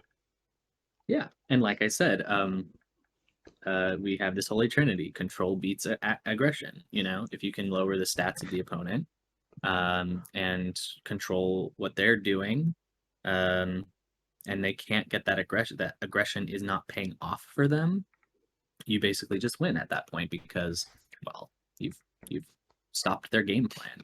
They Yeah, have aggressive, glass cannoning mons. I mean, not that Brian had this, but like just in no, general, you know, I think this was used really well a couple weeks ago with Brian versus the Dark Lord Greninjas, right? Where mm, they just kept intimidating and dropping stats and just making it so hard for him to even do anything when he's like very hard trying to attempting to max Vikavolt actually again, yeah. and do this massive damage. Um, so yeah, it's just hard. I do think that overall it was a 2-1 win to the Lux Rays, but again, as we predicted, it was going to be close, and it was close. Yeah. It could easily, if just a few a few RNG rolls one way or another, like if the Beatles had a little bit more luck in this game, then they could easily have just taken that third game. I think it was always going to go to them 3 games, and I think that third game could easily have gone the Charlotte Beatles way, And you given another day. and you know what? I've been saying this about Bioptic for several of the weeks. I really wanted to see a game where he demonstrated like prowess and understanding of his team really well. Mhm. And despite a couple mistakes here and there were no huge blunders on his end, Yeah, or like gaps of like, lapses of judgment. that's I true. think he played very level-headed and very well. And I think Brian did too. And I think this is probably one of the best games from both of them this season, Yeah, personally. yeah. Honestly, you're right. Like the control and everything that Brian was using with his team, it demonstrated his growth as a player for how he's learned how to be more controlling of the game. And the Lux Rays demonstrated that it's not always about going for these hard hitting moves, not always these damage outputs. Really giving the whole game thought. Like as I say, I'm still really impressed with uh, how he chose to not go for damage, not to try and get the KO, but rather mitigate damage on his other mon to allow that mon to do the work, Yeah, and exactly. just utilizing his team really, the team that he had on the field at that time. And it was, as I say, I think both players played really well this week, really well. Absolutely. Absolutely. But All unfortunately, one had to win. right. They're both winners in my heart. Absolutely. The season isn't over for either of them yet. No, So no, they both have a chance. yeah, and I've got my opportunity to deny one of them next week. Oh no. Well, We'll this talk. week. Yeah. So we move on. Obviously, Scraggy's, Amateur Alchemies, and the Mizzen Mareks have already got a bye. So the Dark Lord Greninjas versus the Cardiff Kamalas, due to scheduling conflicts, they've been unable to play their Week 7 match yet.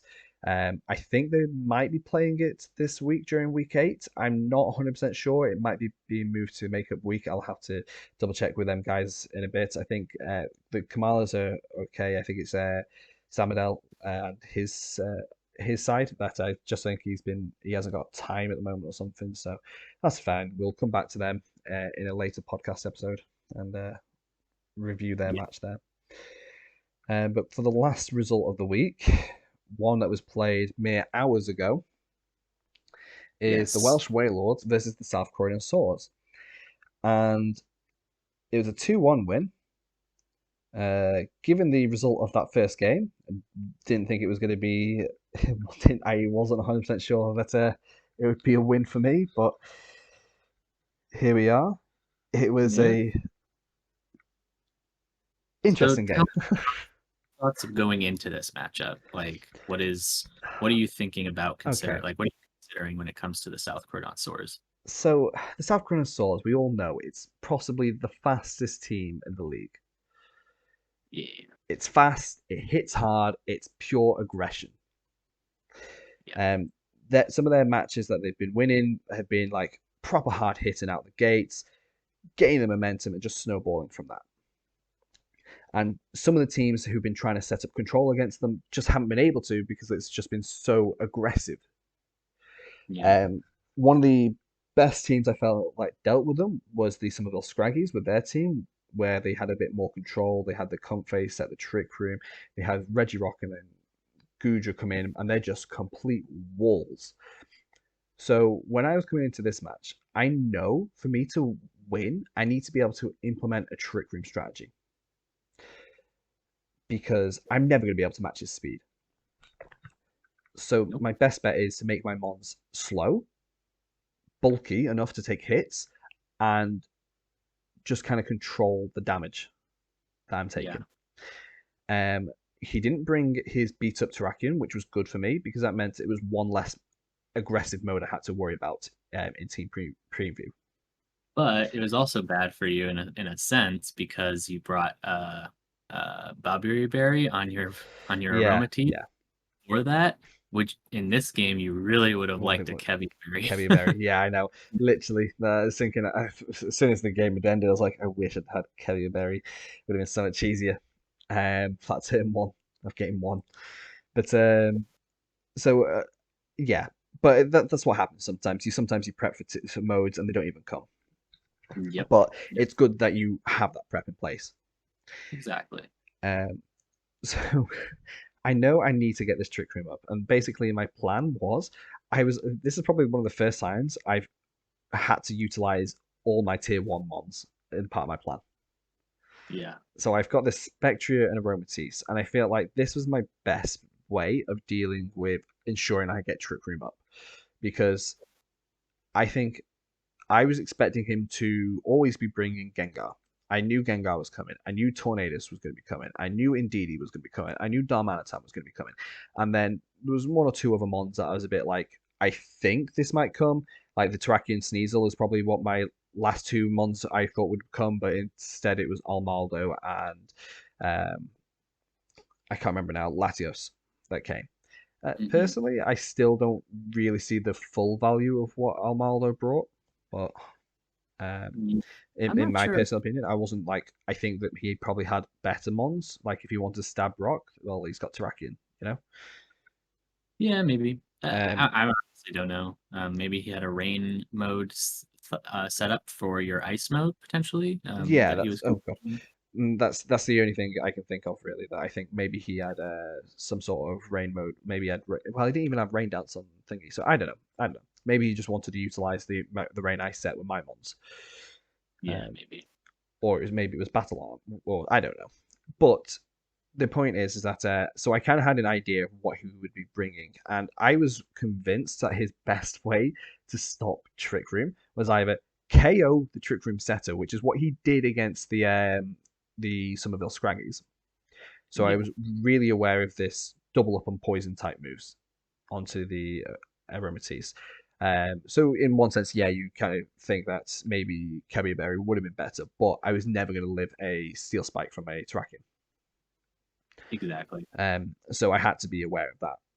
And he, the only other way he could deny my Trick Room is to either reverse Trick Room on the same turn I was doing it, or to imprison Trick Room. And I felt like I still think imprison Trick Room was his safest bet, especially if he was running like Mental Herb in DD. Yeah. Like, because if I couldn't fake it out, I can't taunt it, I can only snarl it. Uh, I wouldn't be able to set the trick room, and I wouldn't be able to KO it with a combination of Spectria and Aromatisse like I could with um, Gengar. Right. Right. Because of obviously a Psychic Shadow Ball KOs Gengar, wherefore I can't do the same thing to a Indeedee. Yeah. So game one obviously is a bit of a sweep in the favor of South the Korean South Park. Souls. You forget to snarl I with think, the I think, as I say, I was so in my head that it was going to be in prison because we'd said yeah, about it in previous weeks and were saying it's the best way to do it, yeah. and it was the best way to stop my trick room mode, in my opinion. It still is the best way to stop. Um, I agree. I agree. I think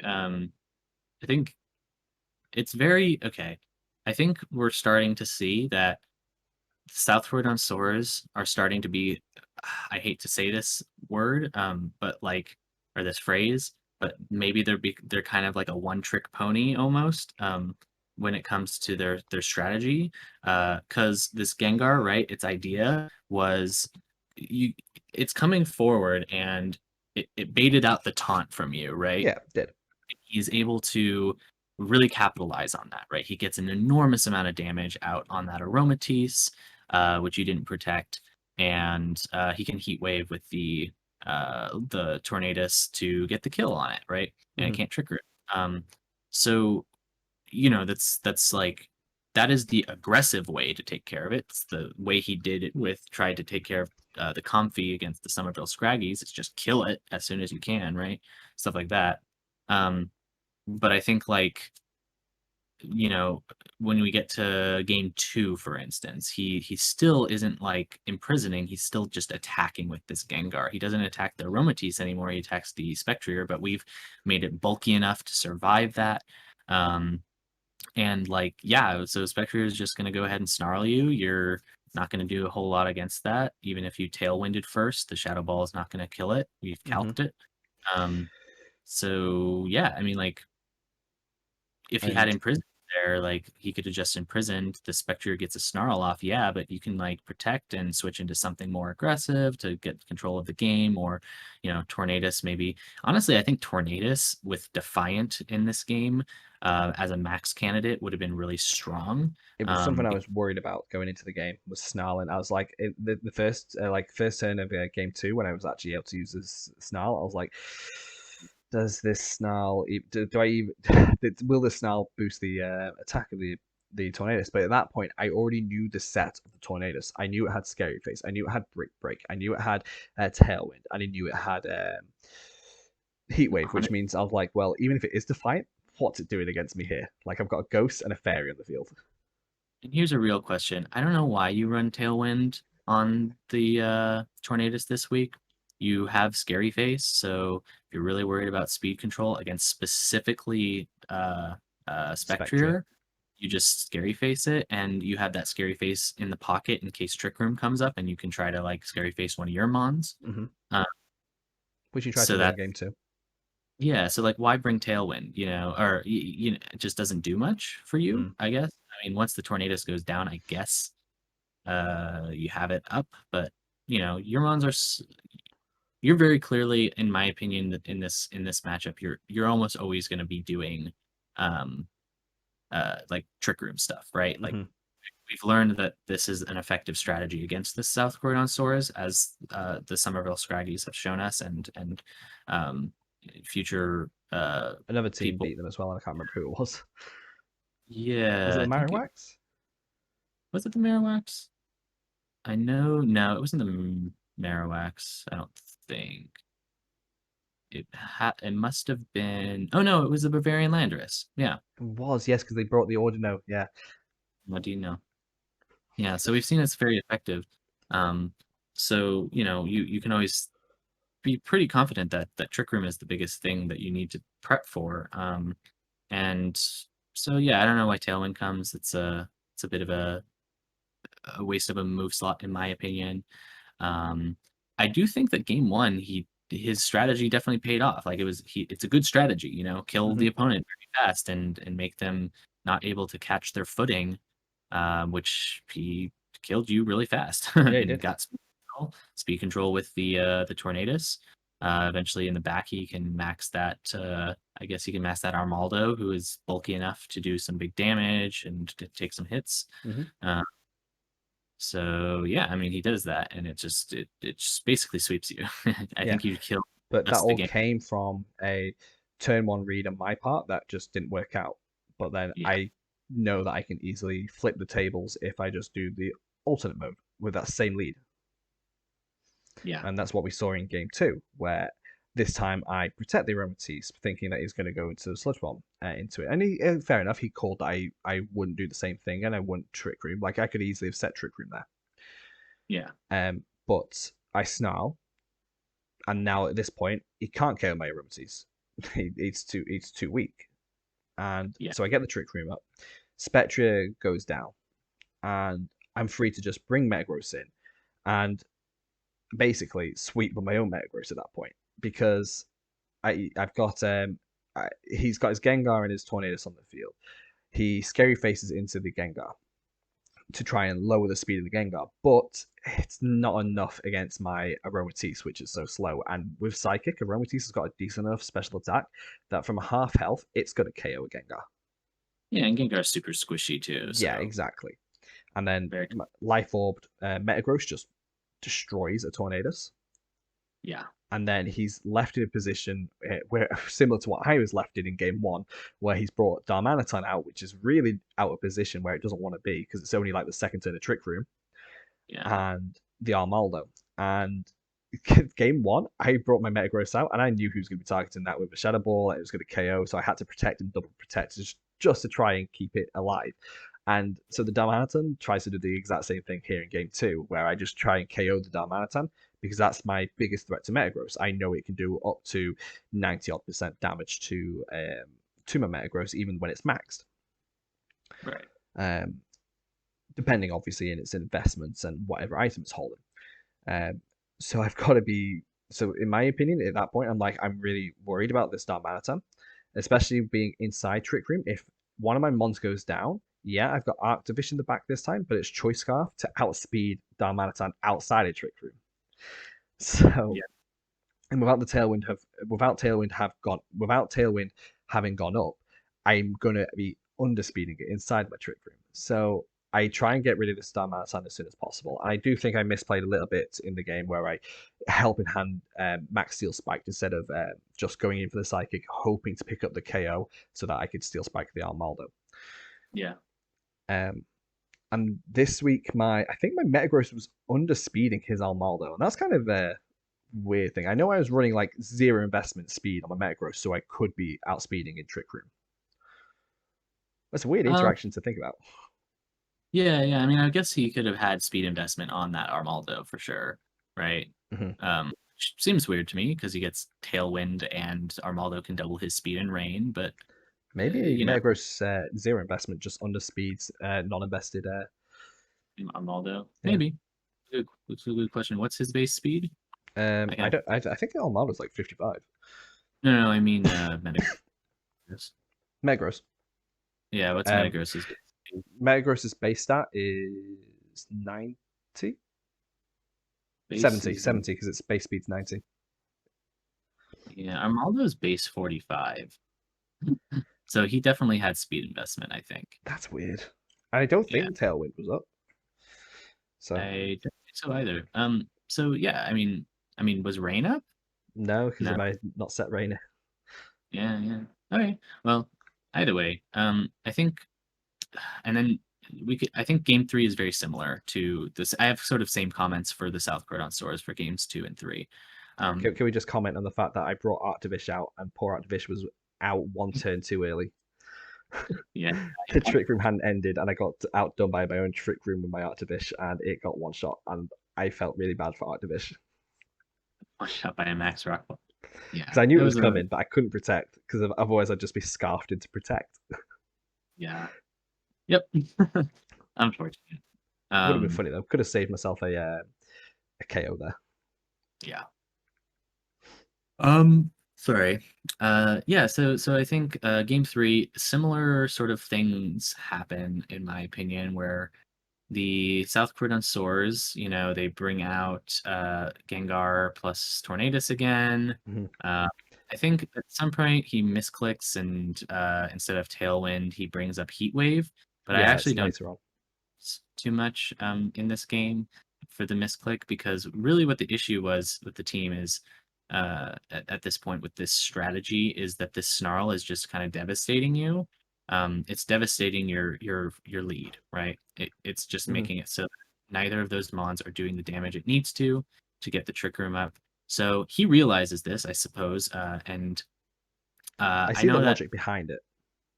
yeah, Max Ooze, right? He maxes his Gengar, and Max Ooze is obviously he's going to raise his special attack with that to sort of like mitigate the damage from Spectre's or mitigate the stat drops from Spectre's Snarl, right? Mm-hmm. Um, but I mean, you make some good calls, and like like he's doubling down on this aggression again, right? If he had just had Imprison on this Gengar, he could easily just double into that Spectrier turn one or whatever and like potentially kill it while he knows that Aromatisse protects, or he could just Imprison, like he doesn't really need to worry too much about having that flexibility is good. Maybe he did have Imprison, who knows? Yeah, we only saw two moves from the Gengar. Yeah.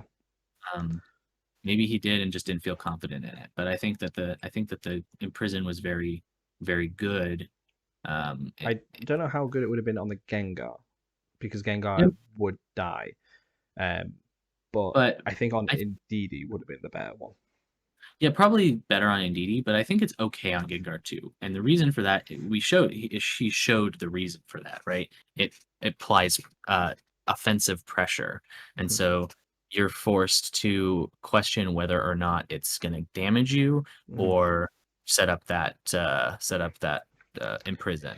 And sort of start games in that regard. But no, he doubles down on this aggressive strategy and maxes Gengar now to try to get enough damage to kill this Aromatisse. You just protect it. You get that boost, right? And next turn he knows, okay, I can just scary face this Spectrum. Spectre, right? So that I can outspeed it so that I'm doing full Oh damage to this. no, no! The next turn he actually heat waves. He goes for another heat wave.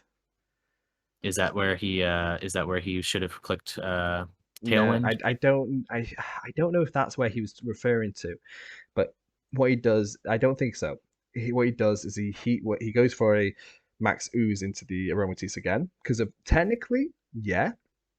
If yeah, I think this is where he should have gone for the Tailwind because just snarl the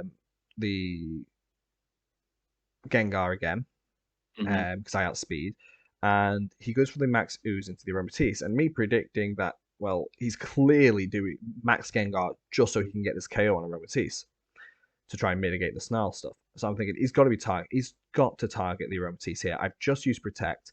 He's he's going to see this as a free hit into it. Yep. So I'm like, well, I've just got Metagross in the back. I'll just switch in Metagross here, take the max ooze because it's immune, and waste a turn of his max. And I switch the Metagross in, and it also the Heat Wave misses the Metagross, Yeah. and that's kind of clutching us in a way because of that meant I didn't get burnt, Right. Right. which There's a was chance. nice. Yeah, there's always a chance of being burnt. I know -2, -1 on the Tornadus. I was always gonna like live a heat wave at like less than 50% damage done to me, but Right. it was still like I knew the heat wave was risky, but that miss was a nice little okay, and a little bit cheeky. Yeah. Yeah. And I think here's the thing. Like, I I think if there was a time to Tailwind, it would have been there because you saw in game one how much damage the Sludge Bomb's doing, right, to this Hmm. Aromatisse. So what you could do is turn one, you mitigate, it's protecting. So you mitigate the stat drop by max oozing into a protected Aromatisse. It's going to do at least a little bit of damage, enough to get that KO the next turn, right? Yeah, Um, Then you Tailwind and max ooze. Wouldn't have worked because you switch into Metagross, right? but this is why I Um, switched in the Metagross, expecting him to do the Tailwind Maxus. and I just think like at that point, like in my opinion, I think like tunnel visioning to kill that Aromatisse was sort of the fatal flaw in his aggressive strategy, right? Hmm. 'Cause you can just sort of like dance around it, right? And you did. You protect the Aromatisse. Now you can't do as much damage to it. You switch it out. Now it's like he's using so much investment with his max. We Yeah. talked about this before the podcast. I was talking to Brian about how maxing your Mon, you only get 3 turns in the game. It's going to do more damage. It's going to be bulkier. You're going to have that ability to do a lot with it. And if you can't make use of those turns and your opponent can, it's very likely that you lose. Hmm. And that he's investing so much of that, like that's a lot to invest in just to try to kill an Aromatisse. Um, if you can guarantee a kill, like maybe that's a good thing sometimes, but like it just if you can just dance around it like that, easy switch into Metagross, like Once he maxed the game, maxed the Gengar, I kind of became predictable as to what he was intended to do. Like he was planning to go full aggression to stop this Trick Room.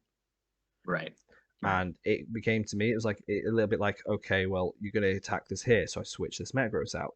Metagross comes in, and then I KO the Darmanitan, KO the Gengar with a Shadow Ball off Spectria. yeah, And then I'm like, okay, well, he's going to target my out of the two, which does he find more threatening? I know Spectre is at +1, but like Darmanitan comes in, I'm like, well, he's just going to target the Metagross here, is he not? So I could have protected, but I just decided to switch it out into Primarina. yeah. Get Uh, a free switch. get a free gets Primarina in, and it takes a Flare Blitz because it was kind of obvious, not obvious, but I kind of expected him to target that then. So then I just Shadow Ball the Darmanitan, a +1 Spectre KOs. Yeah, And then that's all his threats out of the way. Like his Gengar's gone, his Darmanitan's gone, and he's left with Tornadus and Almaldo. And with me having still 4 Mons, a Metagross at full health and a Ramatisse at full health in the back, Spectria being about half health and Primarina around half health, I'm in a pretty good position. He's used his max, yeah. and this is where he decides to tail. I think this is actually where he ends up tailwinding at this point. I can't remember the I'm exact things. 100% sure. But here's the thing: he liquidations into your Spectre, right, Hmm. with the Armaldo, Yes. and I'm so glad we we made Spectre nice and bulky, Yeah. because it 6 HP and gets a kill on the Tornadus, right? Or was it the Yep. Darm? KO's Oh, KO, KO's the Tornadus that same turn. It gets hit by liquidation. okay, yeah, okay. Um, but so that's great. And obviously it goes down after that to I think Earthquake. Earthquake. Yeah. Uh, but at that point the max is over. You can just double, scald into it with this Primarina. It doesn't take nearly as much damage as it needs, it's just at that point you just kill it. And And even if he got the double KO, I've always got this Metagross in the back, which still can max. And we know that a Metagross max Steel Spike KOs a Armaldo, yeah, especially yeah, with Aromatisse with help in hand. That it was if I wanted to max that game, I easily could have, yeah, but I it didn't need to max in that position. So definitely, definitely. So, that's just I think so there's some things to say, right? About the play style for both of you, I think. mhm. There are a lot of really good takeaways from this. I think South Court on Soars, if you're listening to this podcast, which I know sometimes you do, like, I think you're an excellent player, and I think you have this aggressive strategy down. I think it's time to find a new strategy to use. Maybe, you know, obviously, we can talk about your matchup. We'll talk about the matchup for their next week. But I think like you have a lot of options, right? You have Ndidi, who is an incredibly diverse mon in terms of its support potential. Sceptile, Sneasel, even Latios to a degree is pretty diverse in terms of what it can do. Um, and so like we can start. Yes, you have a very sort of like it seems like almost squishy team in a lot of ways, like some glass cannons on the team, like Gengar, Darmanitan, um, kind of Terrakion. But like you can definitely put together a team that has some like different strategies here, like certainly, and I'm sure you know that too. I'm sure you know that you can pursue other strategies as well. Um, but it's just a matter of like finding the correct thing to do is not always easy, and a lot of times just the idea of just simply killing the thing is a lot simpler. Um, As we saw in but game one. sorry, what? As we saw in game one. Yeah, yeah, and that's like it's super simple. You just win off that. But like once people catch on and can like sort of disrupt what you're doing, it's going to be a lot easier for them. And we've seen that for the last 3 weeks, right? Um, I think, you know, I think next week, we can talk about some ways to think about using your team differently. But who knows? It's up to you. I'm not trying to say anything like bad or make you feel bad. I think you're an excellent player, so just wanted to put that out there. I think the best example of what you're trying to say is like how this week's game went. I know I got maybe a crits off this. I think I got crit psychic. I'm just pointing out any RNG that went off. There wasn't really that much RNG. I think the best example of what Masenko was saying is like how our game went. Like game one, you overwhelmed me with this really aggressive team, this aggressive lead, and you ended up just dominating the game and just sweeping through me really easily. To be honest with you, um, but then once I learned the way you were going to play it, I adapted for game two and then really controlled game three. And Yeah, it's similar. It's tantamount to how the season's gone so far.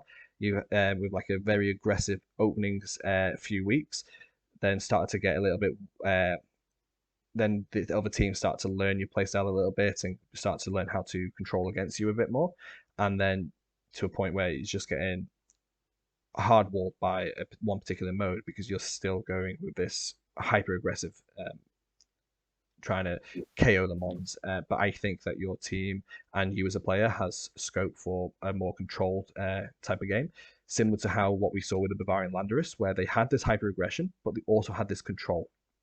yeah. Exactly. Bavarian Landorus is a good example of this. Their team is very aggressive in terms of what they can bring. You know, they have the Charizard, a Sableye combo with Urshifu in the back, like insanely aggressive, right? Um, but as you can see, they know at least they've shown that this week against the Krimic Colossals, that they can sort of like turn that mode on and off when needed. Understanding when to go in, understanding when to sort of take a back step and even the pace of the game. Mm-hmm. Yeah, But all that being said, still a great battle, still a great player, and I'm telling you now that even though we might be saying that hyper aggressive mode is maybe as a Masenko said it, but not quite as much. It's not so much a one trick pony, but it's very scary. it's to be on the receiving end of that brutal beating from that game one. I can tell you yeah, firsthand, it's you do it well.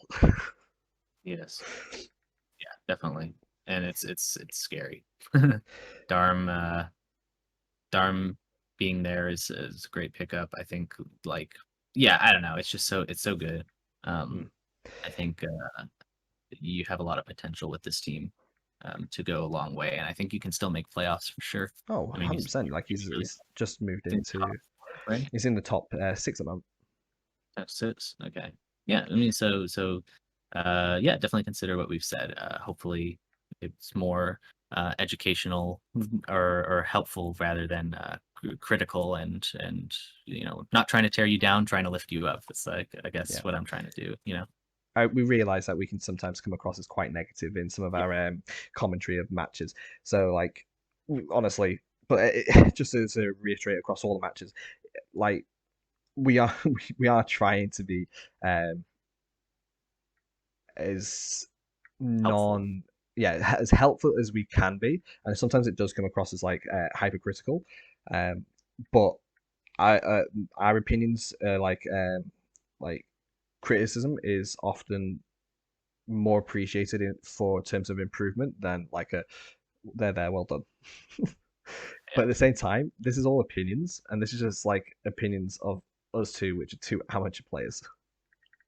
Yeah. Definitely. If anyone has any questions or wants to speak to us about our reasonings for whatever we say, or if you don't quite agree, hit us up and just talk to us. Like honestly, I really appreciate when someone talks to me and says like, "Oh, I wasn't really, I don't really agree with what you had to say about this," and like we can have a great discussion about it. I love having a conversation about what happens in matches and just talking to and getting the different opinions and different viewpoints from all you coaches who are in this league. Yeah. I second that. So Uh, I welcome the discussion. Get in touch. Speak to me. Tell me. But yeah, short week, long review. Yeah. So, Well, and with that, week 7 is over for now. and here's the standings. So this is the standings. We have Masenko, the ever wonderful, up in the top spot. However, we do have two teams. Oh, I've done it again. Oh no. Sorry, Tyler. Sorry, Tyler. No, I no, I always do it to Tyler's. I don't know why. no. It's just I always forget to edit his. Yeah. So we got the Drowsy Drac is also up at the top of the leaderboard with the only 6 wins. However, we do have the Amateur Alchemies and some of the Scraggies in the top 6. Yet they are still with a game in hand, which will be made up at makeup week. So it won't. So going up until week 11, it'll always look a little bit skewed. This leaderboard. The We alchemy might just be first place right now, Yeah, technically. Like just because I have the spot there, I think the alchemies, like if they had played this week, might have still kept that, just because my KD isn't actually much higher than theirs. yeah. My win loss Would that ratio. if they just win, they just go up above you. Yeah, exactly. Um, so obviously this is like how this is a this is the representation of the leaderboard, but it's not like a true representation where they all are in the weeks. So we got the Amateur Alchemies just below in second. We've got me, who's just moved up into third. But again, I would be below the Somerville Scraggies if they had won. Yeah, And I would actually be the only 5 win team at the moment if the Alchemies and Somerville Scraggies had played and won their matches. right. We then have the South Croydon Swords down in fifth. They actually don't move at all from last week, even with the loss they had this week. Um, me, myself, and the South Croydon Swords were in this position where like we could win or lose and basically stay in the same place. Definitely. Just possibly flip over who's in front of who. And then we've got the Southeast Luxrays, who, as of last podcast, we had in sixth, but the true sixth place at the end of week 6 was the Charlotte Beedrills.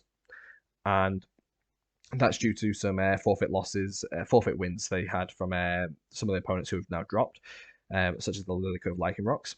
And this actually meant that they were playing, but the Bioptic and the Beedrills Brian were playing for this sixth spot, and the Southeast Luxuries just edged out this win. So 2 big wins this week from 2 very closely placed teams.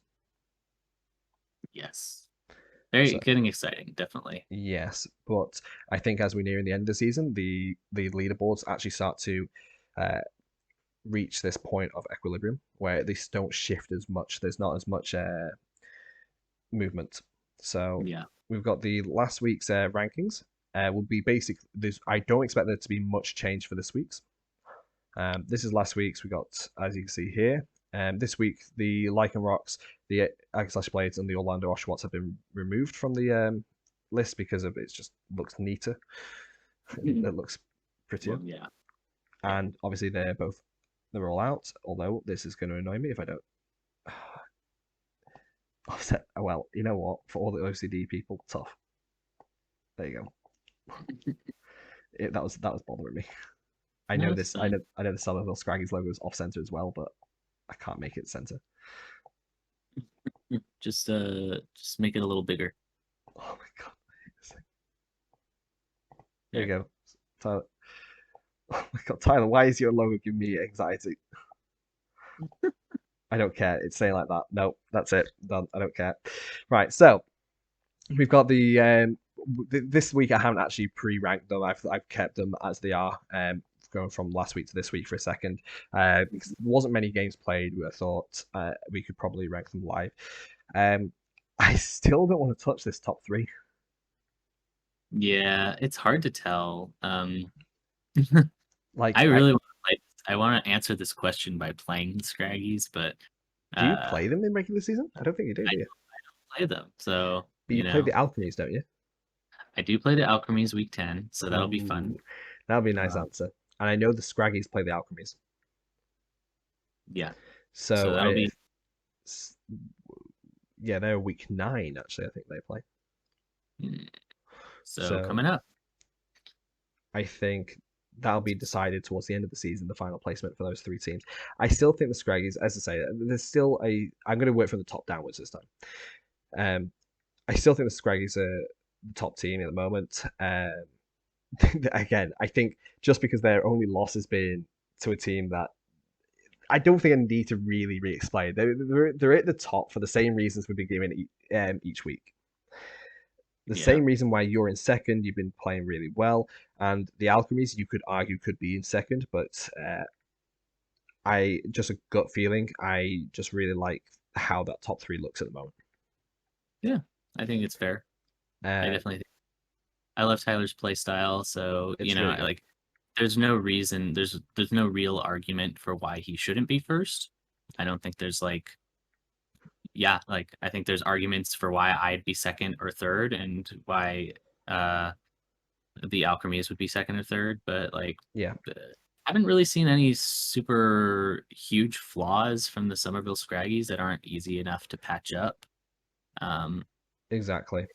yeah, I think it's less reason like why should Scraggy's being number one, or than there is. Well, why should they be lower? You know.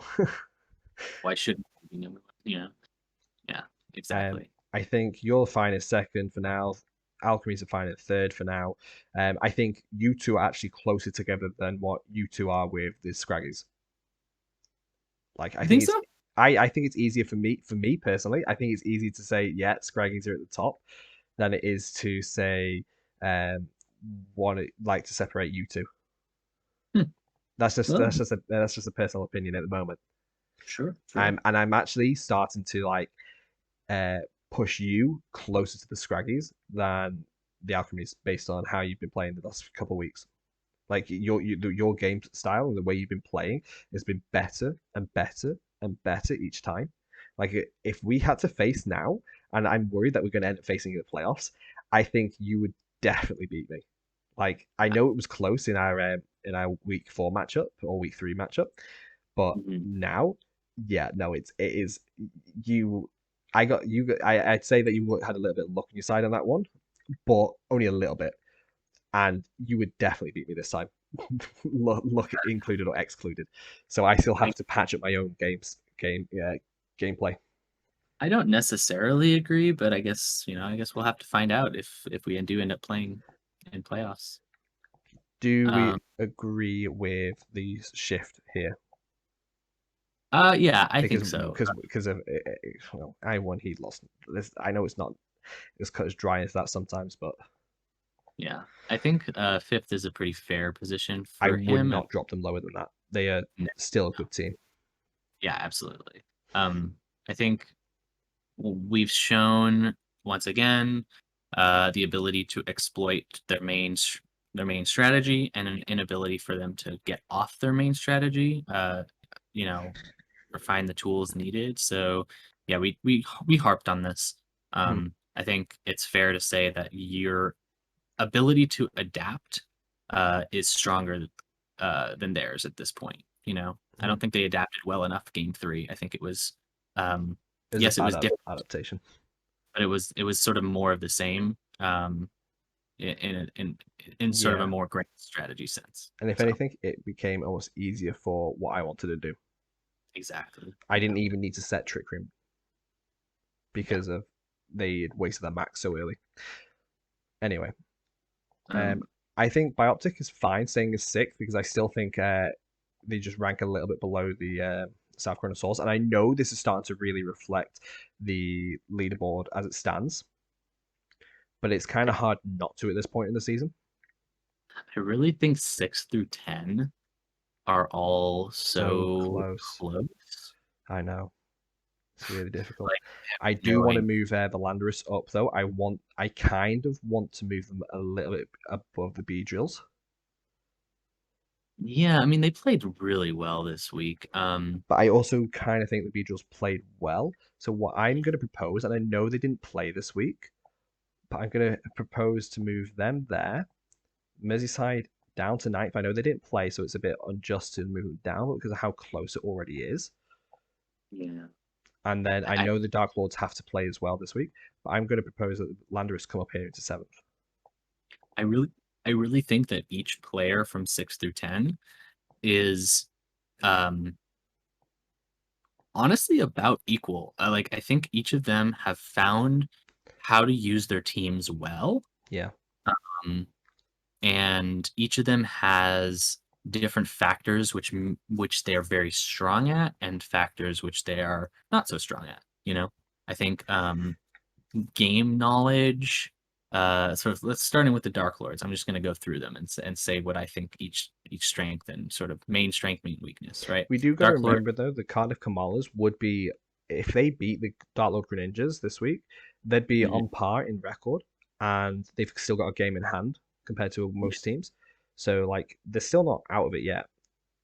I just don't honestly, like, I would say something about them, but I just don't know enough, I think, Yeah, from it I don't feels have like even though information. sorry, No, go for it. What were you I saying? said even though it's week 7, it feels like we don't know enough about the Yeah. games. Like it feels like they haven't played, and I feel like it's because they're underrepresented through the like not having YouTube matches uploaded of all the games, and so Yeah, stuff like so it's a little hard for me to judge them, or sorry, not to judge them, but to sort of like analyze their play style in a more yeah. comprehensive way, um, as opposed to like most of the teams here. The only one I haven't worked closely with is the Bavarian Landorus, Yeah. right? I've worked with all of these teams very closely and like helped draft with them, or not draft, but like helped team build, Mhm. right? Um, and so, yeah, I can say that the Dark Lords have a very, very good game sense, I think. Like they understand like I think they're better at for a beginner, I think. This is their first season. For a beginner of VGC, for everything, they have a good I think they're definitely in the right direction in terms of like I don't think they're having bad I don't think they've developed any bad habits. I think Mhm. they're just constantly improving. You know what I'm saying? Like, and I think they just have a good sense for that for how the game is supposed to be played, and they're just like kind of following their nose in that direction.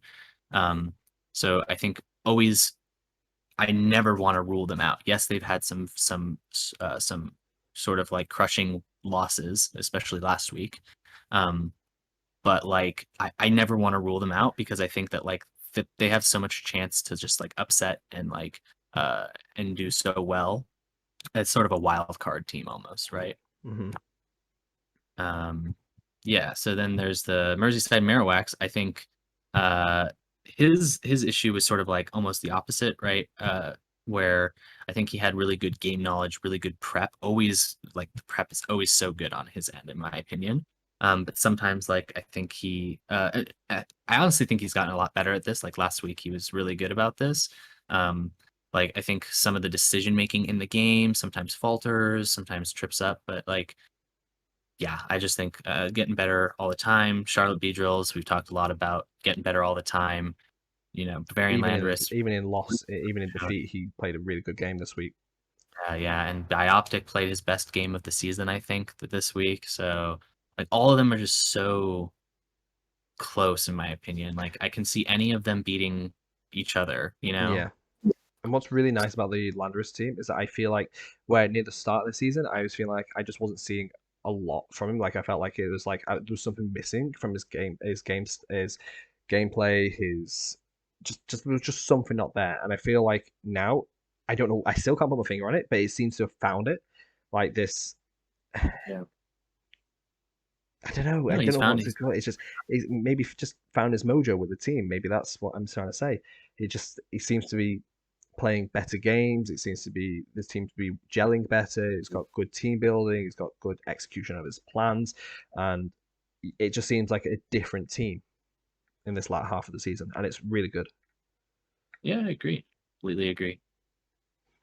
So God, I guess the big point of all of that was to say I would take the 6 through 10 rankings with a grain of salt because in my opinion, they're all kind of 6th through 7th, like Yeah, I would jam them all into 6th and 7th if I could. Um, so yeah, but unfortunately, like we, I mean, we We can, can't. but We we make, can, but we're not because we're making a point to separate them. yeah. Um, so yeah, basically, uh, I think the slight differences between each team, sure, we can say which who would think would win against each other. Like, I honestly think the Bavarian Landorus maybe is good in sixth, even maybe. I don't know. It's like it's so close.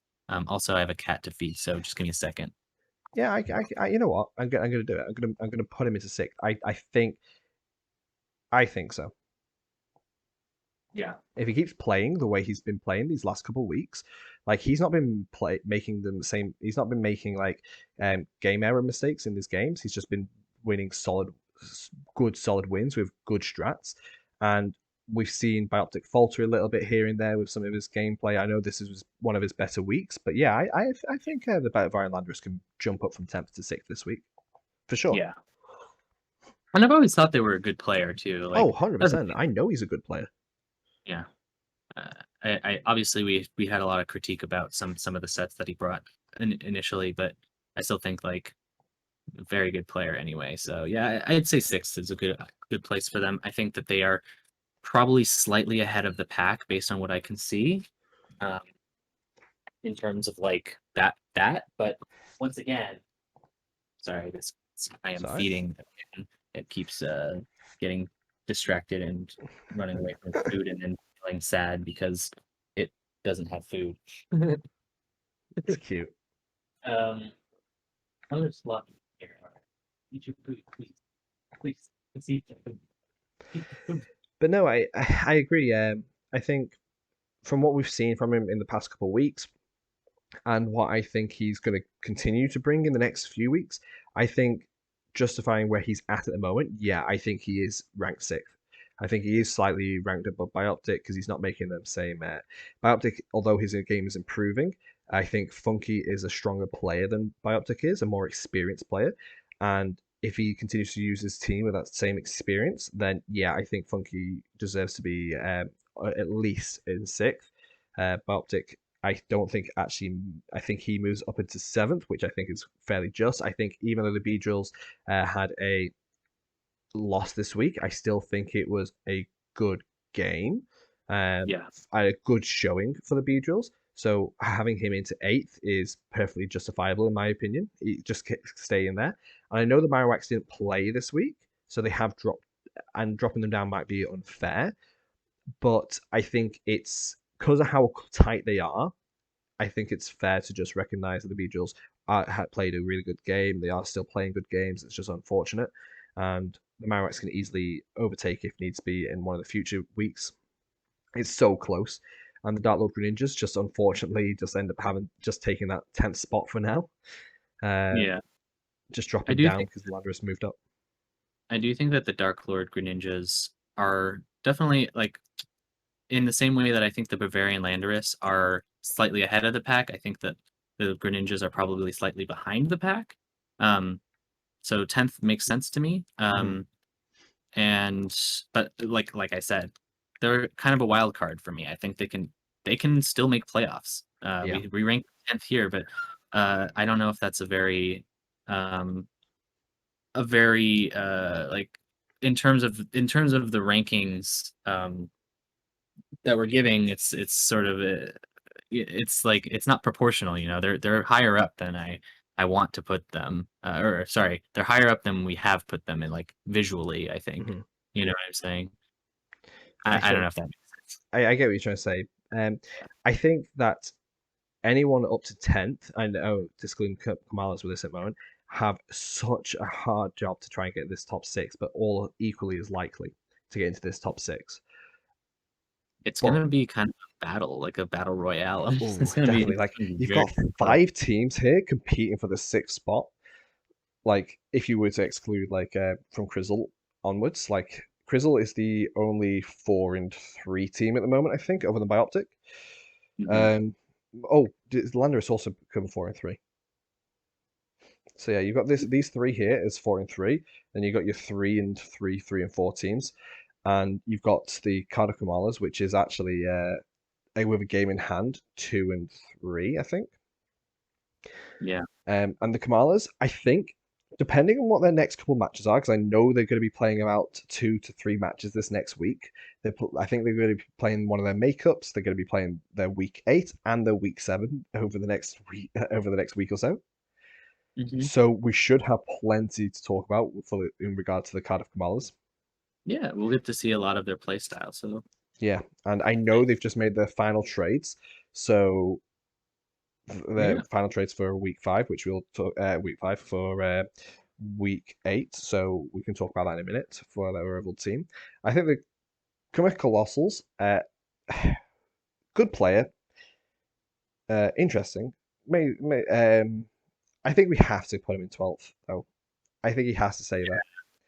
It's unfortunate, but yeah, It's just unfortunate. Yeah, I mean, we saw some pretty big mistakes, I think, this game, yeah. that like uh, showed that, he's a very creative player, and I think that like in a different world, he could have definitely been higher up in this if he had like maybe more time during the Yeah, I earlier think he seasons, really earlier suffered from the season. early stages of this season.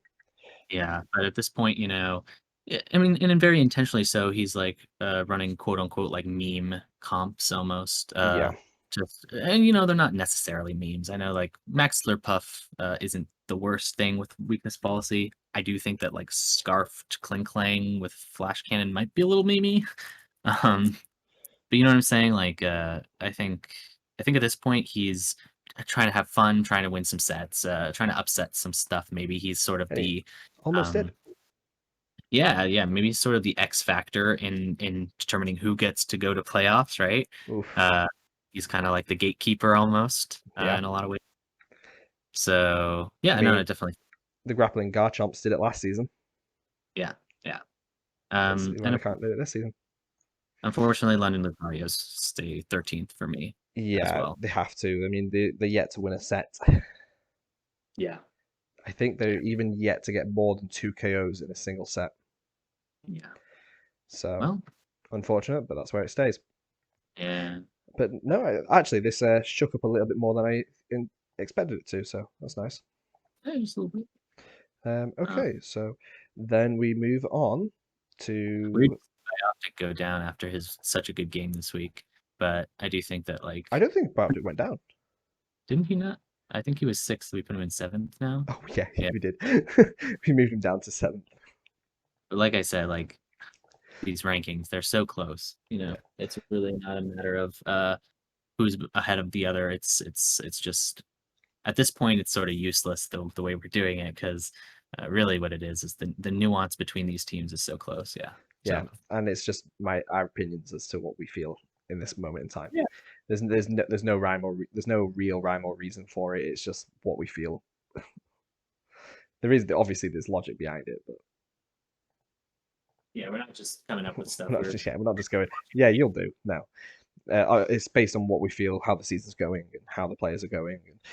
And it gets harder and harder as the season progresses because it tends to follow the same line as what the leaderboards show, and obviously we want to try and put a little bit of spin to it, so it's not as similar yeah, definitely. and it's a bit more of a true reflection of the players themselves rather than the results.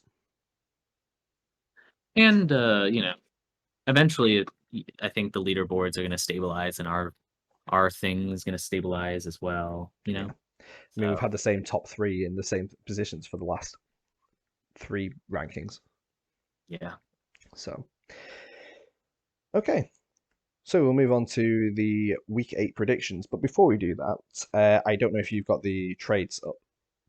yeah, I can take a look at what the trades were from last week. Yeah, we just mention them and Trade. just say what we've initial thoughts. Nothing too So yeah, flamboyant. so week 8, Brian of the Charlotte Beedrills dropped Bronzong and Girder. Yes, and he picked up Mandibuzz and Bronzor. Right. I This was guess. Sorry.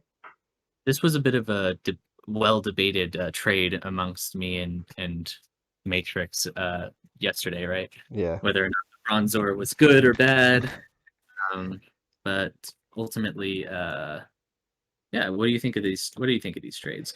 So I can see why he's traded away the Bronzong, because he was rarely using the Bronzong anyway, like, and not really setting Trick Room with it when it was coming. Um, I think the Mandibuzz is a nice mon. Like, it gives him flying mon. It's bulky. It's good bulky support. Um, does a similar, Darkmon huh? and a Darkmon. He Yeah, hasn't that's what I had. was getting to. Yeah, he hasn't got a dark type yet. And Mandibuzz is just known for being a tank. It can hit things hard with foul play if it needs to. It can be annoying with snarl, and most importantly, it gives him a taunt option. Yes. Yes. Obviously, he had Toxtricity in weeks gone by, but since trading for Alchemy G Max, he's now got a taunt deficit, and it's kind of something you like to have on your team in a draft. Yeah. And here's the thing, like even though Toxtricity did have taunt, you generally don't want to be taunting with Toxtricity. You want to be doing damage with it, right? So, like, even when he did have a taunt, it wasn't always the most reliable taunt anyway, you know? Mm, Um, so I think putting taunt on a bulky support mon with various options could go damage at some point potentially. mhm. Um, like that generally is a lot more consistent, a lot safer. And what's great about Mandibuzz is it gets overcoat, so it can ignore Rage Powder, so you That's can true. taunt Rage Powder without even needing safety goggles on it. So it's very good in my opinion. Like, I very very doubt good. he'll do it, but it also gets weak armor, so you could always go weakness policy, weak armor. But It's not which the which worst. is fun. Yeah, definitely. Um, Um, and then obviously he's traded the Girder out for Bronzor, and Girder's a is a good tier 4 Trick Room mon, in my opinion. It can hit hard, um, but I see why the Bronzor's been picked up because obviously he now still needs a Trick Room setter. Um, right. so I see it as a pretty reliable Trick Room setter, very bulky. Um, but Yeah. my one concern with the Bronzor is that it does nothing other than support. Like, you can literally do nothing but support with it. Oh, and Well, activate weakness policies. yeah, yeah. So I guess I really like the Bronzor. I know that you're worried that it doesn't do enough. I think that it does exactly what he was using Bronzong for, which is to be bulky and set Trick Room, right? Hmm. I think he really just needed that, right? Because every time you bring, how many times has he actually set up Trick Room in his games? None. Even when he brought Bronzong, I don't think he's even like set trick room. maybe once Yeah. earlier in the season, and I don't remember. So, and why is that? Why is that happening? And why isn't, Girder might be a trick room mon, but why isn't this going on? Oh, He I has fully this agree. gig. Gerda needs to go. Yeah, yeah. So like he has this Gigalith, right? Gigalith is so good in trick room. Why can't he get trick room up? Well, it's just a matter of the fact that I don't think that like yes, Bronzong is super duper tanky, but I think people like can over prep for that and can just deny it. Whereas with Bronzor, you're not wasting so many points on a Bronzong, right? Bronzong Hmm. is tier 2, costs 75 points to have in your team. Whereas Bronzor costs 25. Very good because um like with that extra points, you can find something more impactful for the game.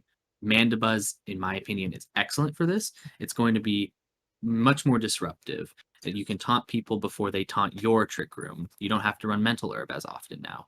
You have this sort of like secondary support mon, whereas Bronzor was sort of like the primary support mon in a lot of cases and couldn't do the job of protecting itself. Hmm.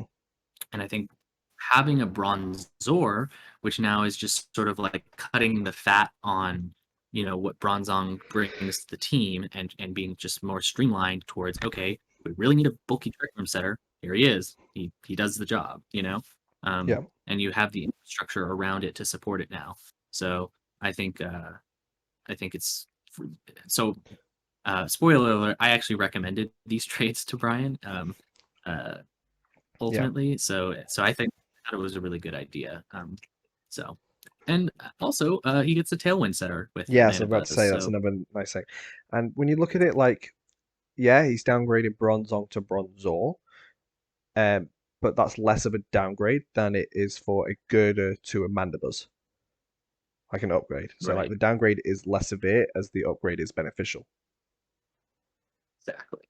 Exactly. So that's something what you want when you're looking at like a double trade.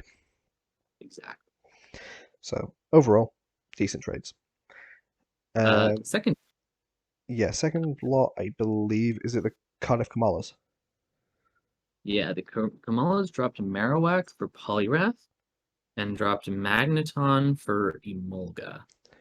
So I don't dislike the Magneton for Emolga. I've grown attached to Magneton in recent weeks, from another draft league that I'm like, ooh, this does so much damage. It's really good, and like yeah, it's a not fully evolved mod, and you can run it with Eviolite, and it'd be bulky, and it is bulky. I like running it with like choice items or really weird items that just let it do stuff, and it's really fun. It's been really fun, but it's very one dimensional. It Yeah. doesn't have the most it doesn't have the most diverse support move pool, and it doesn't have the most diverse offensive move pool. Like electric, steel, and normal is basically all it gets. Emolga is a tier 4 that runs a lot of tech, Yeah. I really like Emolga and personally. that's yeah, exactly, and that's something I can really appreciate. So I don't dislike that trade. It also removes a ground weakness that he has, which obviously Cinderace has. He has on his team, um, and I think the fast support that a Mulga can offer, it gets nuzzled, doesn't it? It does. It Yeah, does. exactly. So this fast support that a Mulga can offer is really good. And I also think that, and this is kind of why I picked up Emolga and earlier in the season, but I ultimately traded it. I think it might get weather stuff too. I'm not 100% sure. Let me double check. I do. I think it does. It's But like he has this weather modes, and he just picked up Poliwrath as well, who gets rain. Um, but he's already got uh, pranks a Lipard anyway. yeah, it's true. It gets rain dance. Okay, that's So it. It doesn't get Sunday, though. Magneton for a Mulga, I can get behind. I think it's a good trade. I think if you were looking for more support options, you don't need Magneton really because you've got all these other offensive modes. Right. What I can't get behind is yeah, okay, fair enough. You want to trade Marowak. I like Marowak, but like obviously he's not going for Trick Room a lot, and he's finding it hard to use Marowak. Yeah. But I'm not a fan of the Poliwrath pickup. Yeah, I'm not a huge fan either, especially since you already have a swift swimmer in the form of Kabutops, Yeah, and who's also a water type. which is also weak to grass and electric. Yeah. So, mm, not great. I think Marowak is an insanely powerful Mon. Yeah, Um, and our friend Carmine, it's his favorite Mon. It's his signature Soul Mon, yep. shows us how powerful it can be with some of the matches that he does in one of the other divisions. Um, if you can find it. I don't know what division he's actually in, He's so in I could Hoenn. Hoenn. Okay, but yeah. So if anybody is curious, go. Just he has all his matches recorded or whatever. Just like ask him to see if you want to watch him just destroy people with Marowak, The right? previous Johto champion playing another season with Marowak again. Oof. What's so sad is Marowak and Emolga are very synergistic. You can speed swap for this Marowak. You can do all sorts of interference for it with this Yeah. Emolga and cover for it. Yes, they're both weak to ice, right? Mm-hmm. But yeah, Cinderace, you baby. got Cinderace. You got you got all sorts of fun stuff you can do. As I Um, say, I'm not a massive fan of this trade for Poliwrath. I think Poliwrath is an underwhelming mon. It was tier 2 last season. It's now tier 3. I still think there's better tier 3s. So, yeah, I think it's fine. I think Poliwrath is a decent mod. Tier 3, decent mod. yeah. It does some good stuff. But you really I don't know. I always struggle to think of what I can do with a Poliwrath, right? Yes, it's a good water mon. You need a rain mode to have it, but then if you're running a rain mode, you have another thing weak to grass and electric with it. It's either going to be Poliwrath or or Pelipper. I guess you can use Liepard. That's fine. Yeah, I Um, expect him to be using Rain Dance Lipard. And I but guess it makes the opponents have to prep well. Is he bringing Rain or is he bringing Sun? Because he's got the Venusaur. And what the teams ended up being is a very dual weather. team. It's either Sun or it's either Rain. Or hyper aggression with Yeah, yeah, Togepi, yeah. And he's got that Dragon Ball still, so Dragapult, yeah. so So I think it's like a good team. I think overall, I think Poliwrath's not terrible. Certainly isn't I can see why he picked it up. It seems fine, like okay. I don't think I would have dropped it for Marowak personally, but maybe he just doesn't think Marowak fits the team very well. And I can see that, I guess, hmm. Who knows? Who And knows? then the third set of trades was the Chroma Colossals, wasn't it? Yeah, they dropped Frostlass and picked up Morgrim, which was so tragic for so many others that wanted to pick it up Yeah. soon. It was one of the trades I was considering. Yeah, and one of the trades I think Bioptic was considering that I had badgered him to grab, but he Yeah. never did. Morgrim's such Um, a good mon, man. I used it last season, and Morgrim finished second in the Johto division last season. it's very. And the other one he dropped was Grookey for Cryogonal. Which is an interesting pickup. Hey, Cryogonal's like honestly pretty strong. If you look at its base stats, it's like very good. Yeah, I it's don't all know. right. It's defensively weak, but special defensively, it's very bulky. I don't know if he really needs it, since he's already got Weavile for a lot of what Cragnell wants to do, unless he. But I mean, maybe he has some weird plans for it. I mean, you never know with Dr. Dave. He's exactly, like I don't remember what abilities it gets. I think it gets sturdy, just levitate. just levitate. Pretty sure. I No, can double check. yeah, if it is, I think you're right. I think it just gets levitate. I do really like the Morgan pickup though. Yeah, I mean, Like Morgrim is just Morgan with that Mudstale, like you can have screens in front of it and it just does work. Because if I had Morgan and Mudstale last season, and you can either do screens with it and it just does work, or you can do Swagger own tempo, and it's like, oh, that's a boom. that Yeah. Mudstale's gonna be seeing some work this end of season, and I do not want to be facing that. Yep. Yep. Definitely. Um. Yeah, I love it. I think the Morgrim is so good. I think Cryogonal is fine. Whatever. It's a good tier 4. I mean, it gets Definitely. rid of Grookey, so that's honestly fine in my opinion. So fast too. Cryogonal's got 105 speed. I don't know if people know this. It's got 135 special defense. It's got It's 80 base speed, which is especially like, very defensive. and it's got 95 special attack. Like this is like It's a I don't nice know. freeze dry mod. There's better ice mons, but like for a tier 4, like wow, this is actually really really strong. It's So just defensively frail. yeah, You just a can little chuck a bit. pebble at it and it dies. Yeah, and that's kind of issue with ice, uh, who ice mons who are defensively weak, because a lot of the moves that would do super effective damage are physical moves, right? Rock and Steel, um, fighting. fight, steel. Yeah, exactly. But it does take some nice hits from fire types, which is Yeah, decent for absolutely. a ice type. Anyway, So so we those are move the on. trades. Yeah, the trades, some decent trades, but we digress. We move on to this week's predictions. We won't spend ages on them.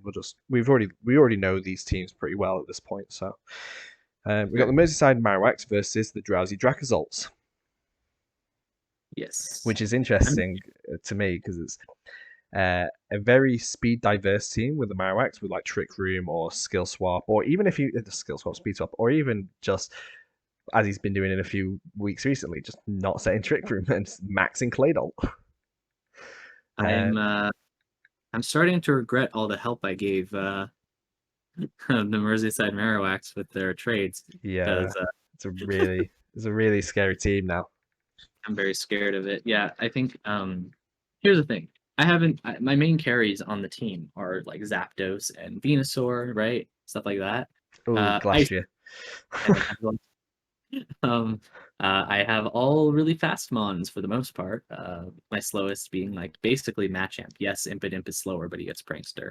Um So, but they have a pretty consistent, solid Trick Room team that has a lot of flexibility and options in terms of whether it runs the Trick Room or whether it runs like speed swap shit. Hmm. Um, so I'm very scared about that. My Kangaskhan, who I've been relying on a lot, who is like very good up front with good support capabilities. I have to be worried of a lot of stuff on his team with this Kangaskhan, you know? I can't fake out the Rabombi if it's running Shield Dust, which it likely would. Um, But it if it could be isn't, if running Sweet Veil for the Venusaur Sleep Powder, and we just don't know. yeah, we don't know, and it's gonna be a matter of whether or not I can do that. Um, so yeah, so then Kangaskhan gets a little nerfed in that regard, and in terms of items, I would want to run safety goggles for this Amoonguss so that I could like maybe circle throw the Trick Room person. But if they lead Barraskewda with close combat, I'm kind of screwed, right? Like Hmm. there's a lot to consider at this matchup for me that I think I actually have uh I think I'm definitely like the underdog in terms of Yeah, I like feel like this team or- is one of the first teams to really put you in um, a underdog type situation, like yeah, where you've got the unfavorable matchup. Like most of the teams you face so far, you've had quite a decent matchup put into. Most of, not all, but I think this one really tests that boundary. yeah. Um, Them hard on Soars, I think the Soars just being able to outspeed a lot of what I was mhm, doing, and I didn't really have a lot of support mons back then when I was playing against them. Like I didn't have Kinga or Klefki. yeah. Um, so that's I think is relevant. But I think I matched against them better this time. But yeah, this team is so strong against What I mine. really like is that you've basically come in from a trick room match. You've just played against a team that's all about trick room, and you're going against this other team, which is also trick room, but it's a very different style. Yeah. And it's also, it's got Trick Room, but it also has Rabombi, Barraskewda, and Noivern, who are all Yeah. faster than my mons. Do they outspeed all your monsters? All Except for my Inteleon. mons. Except for Inteleon. Nope. They outspeed Really? Inteleon. Yep. Really? Inteleon's One that? 120, Yeah. Noivern's 103, Rabombi's 124, and Barraskewda's 136. I So, knew Bioscudo would outspeed Inteleon, but I forgot that Inteleon doesn't outspeed them ones. Wow, that's yeah. it's what? Yeah, because Inteleon's max speed's 189, isn't it? Yeah, so Because base 120. Bolton's one stats higher because it's 190. Yeah. Yeah. Okay, that's ooh, that is interesting. So a lot to consider here. And then of course, even if I can deal with their sort of like support core, which is going to outspeed me and be potentially really annoying, and I can't just disrupt the Rabombi for instance with fake out. They also just have really strong mons that I'm going to have a lot of trouble like killing, right? Mm. Glastrier, uh, Marowak potentially, Amoonguss, I need a good plan for, Colossal potentially, Caparaja. These are all threats, right? And I have to account for all of them. Even Pangoro can be a threat to me as well, like I think, if he really wanted to set it up to be a carry, There's just so much that you can do against me. I mean, I think there's so much this team can do in general, period. But like against me in particular, I do think that they can really shake things up for me, Mm. and make this is going to be a pretty hard week for me, I think. But I'm very excited. I think um, I want to see if I can win. you Well, know, yeah, that's what everyone. it intrigues me. I think I live for the challenge, right? So Mhm. we'll see what So I know happens. you're going to back yourself for this week. Um, Uh, I hate to do it. I hate to do it. I hate to do it, but you gonna beat I'm me? not. I'm not backing. I'm not backing. But a gut feeling is that the Marowaks might just edge this. I think if there's Yeah, any one team in your final few, it's going to be the Marowaks. yeah, maybe. So, You know, I have a tough road ahead. I have Marowaks, then the Bavarian Landris after this, and then in week 10 I have the Alchemies. Could be just a three losses in a row for me. Who knows? but no, don't say that. It'll be the same as last season. It'll be the same as last season. I had a 6-1 record, and I lost the last three matches of the season. But it's I don't feel as though um Hopeless. yes, I think this is gonna be a hard matchup for me, but I think I'm a good enough player that I think I can still win. Um, I think I can come up with good tech for this. Mm, That I do. I won't spoil. Yeah. Okay. So Chrono Colossals get a bye this week, the same as the Southeast Luxrays and the Bavarian Landorus. They aren't playing a match this week. They'll play a match in Makeup Week. Um, so we wait a minute. Yeah. So we move on to the Cardiff Kamalas versus the Somerville Scraggies, and I don't know if they've ever played before each other. I'm not sure if they've played each other in another league. I think this might be the first time they play each other. Um, I'm going to say the Scraggies are going to win. Hmm. I think Kel and the Kamalas are good. I think they've got a decent team now. Um, Yeah. but again, with Somerville Scraggies, it's not so much a case of why they are going to win, but why wouldn't they win at this point? It's like I need to see proof of that they will lose a match at this point rather than win a match. Yeah. So I think looking at this matchup, I'm curious about it because I'm curious to see if there's a way to deal with this comfy, like Not easy. they do have Togepi, right, for the Cardiff Kamalas, which Doesn't can Lipard redirect. outspeed Comfy? Lipard does, 171, but I think, yes, it does outspeed Comfy. It has 106 speed, whereas Comfy has 100. 100. So like they have a fast fake out user, so that's something to consider. Yep, yep, Because the Togepi can't redirect the Comfy. yeah, right, because it's a higher priority than Follow Yeah, Me, right? exactly. Yeah. Um, yeah, definitely. I think honestly, this is not a terrible matchup for the Cardiff Kamalas. I'd Oh, say for they sure. have some interesting tools they could use to deal with some of these Mons. Only thing is, Somerville Scraggies are showing that they come to Insane. every prepped and can kill things. And if the Cardiff Kamalas wants to beat the Somerville Scraggies, they're going to have to work really hard on their prep and have like a really, really consistent game plan. Once again, I really don't know a whole lot about how the Cardiff Kamalas play. I've only seen a few games with them, and they seemed a little bit shaky maybe with their team for the first few weeks, Yeah. right? But like with anybody, I mean, I was shaking my first few weeks as well. So everybody has those moments. So it's hard to tell. Um, what do you? I don't know. Um, That's just I think the Kamalas have potential. I've seen them upset in a few matches before. I've seen them do really creative sets actually. Um, uh, really creative sets. Like one week, they seem to really gravitate towards Sun teams and like Cinderace. They really like using Cinderace. So I think they finally got themselves a team that they're really comfortable with. yeah. Um, and I I think think that's they good. could beat the Scraggies. Like they've got all the monster do so, like Cinderace versus Cobalion, Dragapult physical versus Gudra. Um, they've And here's got here's another thing that's actually super important that I just missed. Venusaur Gmax, right? The Scraggies don't have a fire type, let alone a physical fire type, which is what you want against a true, Venusaur. true, and he has the G Max Venusaur, doesn't he?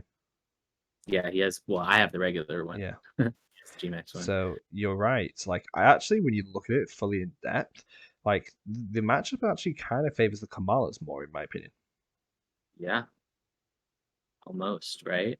Like Venusaur Gmax setting off poison against Comfy and Togekiss. Like that's a Hmm. pretty scary matchup for it. Now, of Against course, Inteleon and Regirock. right, right, and obviously it also Togekiss does threaten the Venusaur to some degree. Um, but like next to a Dragapult or Cinderace or something like that, like you can do a lot. Lipard can do some really interesting things. Togepi, like there's so much that like they can do to sort of like support this aggressive infrastructure, which I really like about the Cardiff Kamalas team. By the way, I think they have a really good aggressive strategy, but has a lot of like infrastructure around it with the like redirection, especially. Hmm. Like Togepi was a really good trade. Yeah, there's the potential here. I think hmm.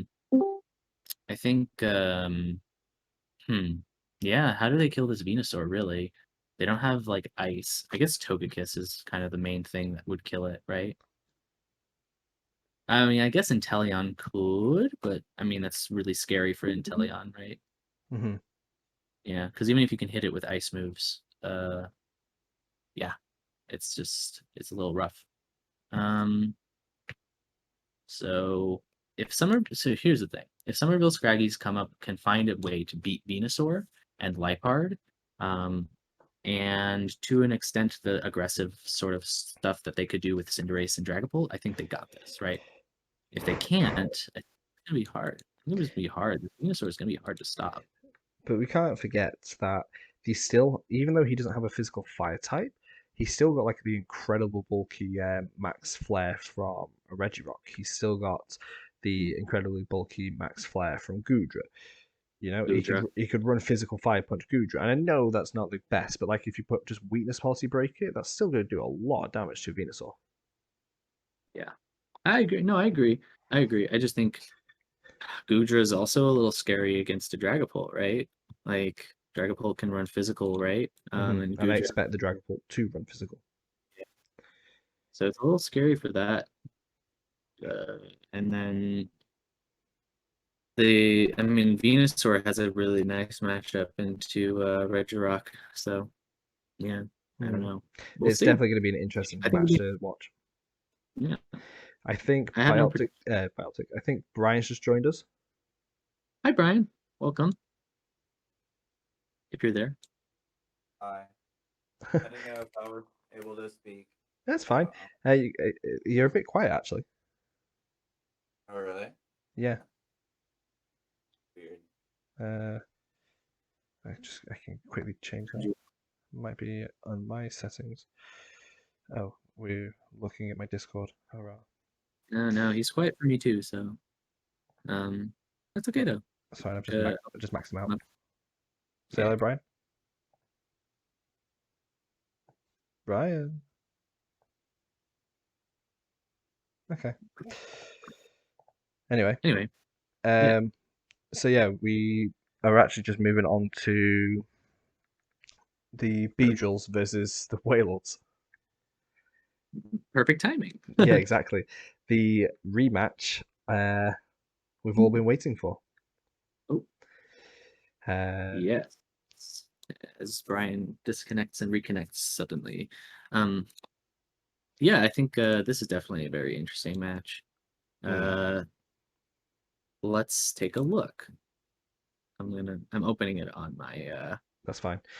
So side, just look. instantly, what I got to worry about with Brian, he's got a newfound mode of control, especially with the Mandibuzz pickup as well.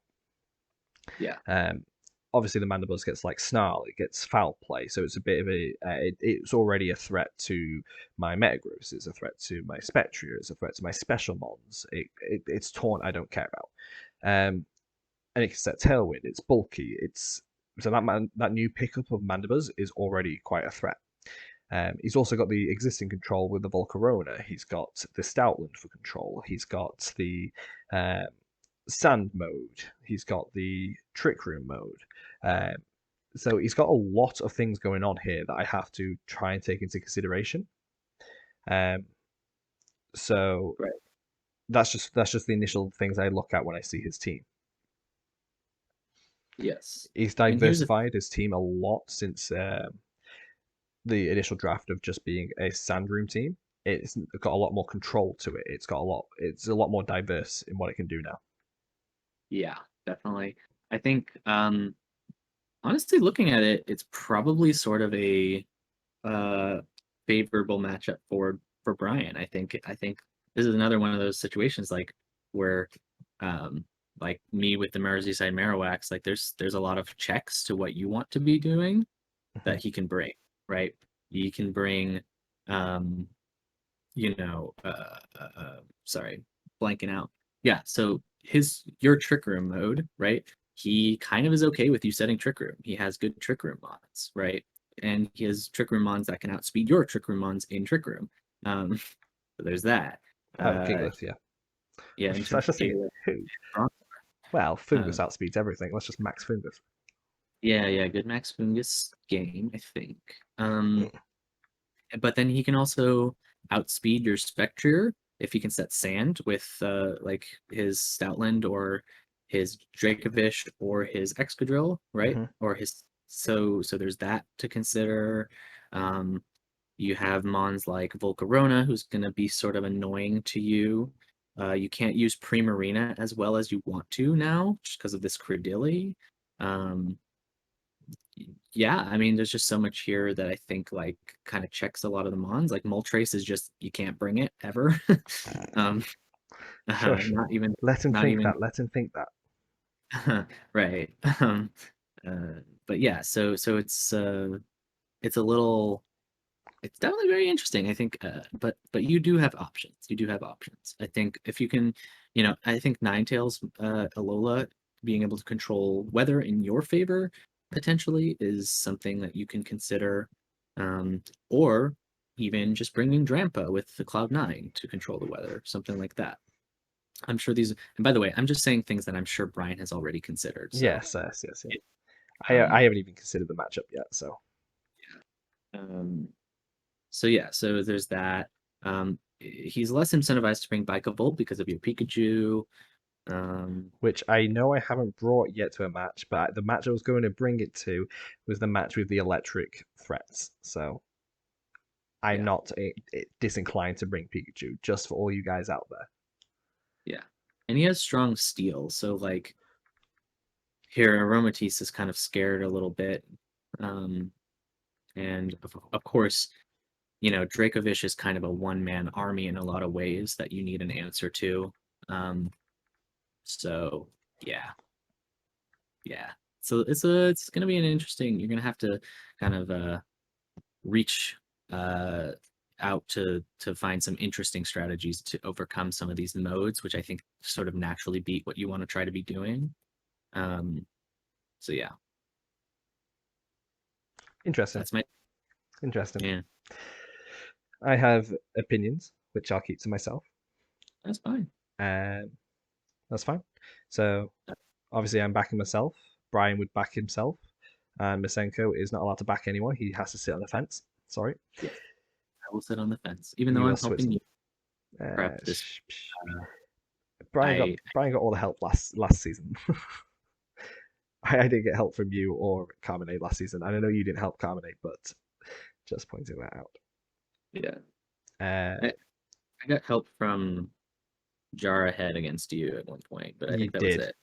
I think that's the only help I really asked for, other than from you several times, just to like look it over. But I don't think I ever like I don't think I ever like sat down with somebody and like really like you know Prep. grinded it out, and Yeah, it's not like this season. yeah, no. We've been a lot So more helping everyone this season, like each other, yeah, which has been really exactly. nice actually. Like I know this all started with you, me, and Jarrett Head just on a group chat. Yeah, So, yeah. but no, it's been really nice. Um, so I hate it whenever I have to face a friend in the draft league because that means that we have to split our resources as to who can help who prep. That's the one downside. But Yeah, I think you guys will have a good match. I think I Brian always is enjoy my matches with Brian. Like I think Brian's the person I've played the most in this draft league because we did a few exhibition matches after the draft, after the last season's draft, and we played a few modes and stuff. So it's always fun when I play Brian. And I think Brian has a play style in a lot of ways that matches well against you. Not like that it counters you or anything, but I think he takes a lot of he takes a lot of aggressive plays and transforms them into some tempo. He has a very interesting way of playing the game that I think like you just like watching you guys play would be very interesting to me. Hmm. Um Well, if you want to watch us to play, there's a few videos over on that Poker Duos channel where we have played a few exhibition matches. Go check out the channel. yes. Anyway, I think it'll be fun no matter what. Obviously, I'm hoping I'll be less stressed for this one. yeah, yeah. So hoping. I'm so over it. we'll see what happens. It'll be fun.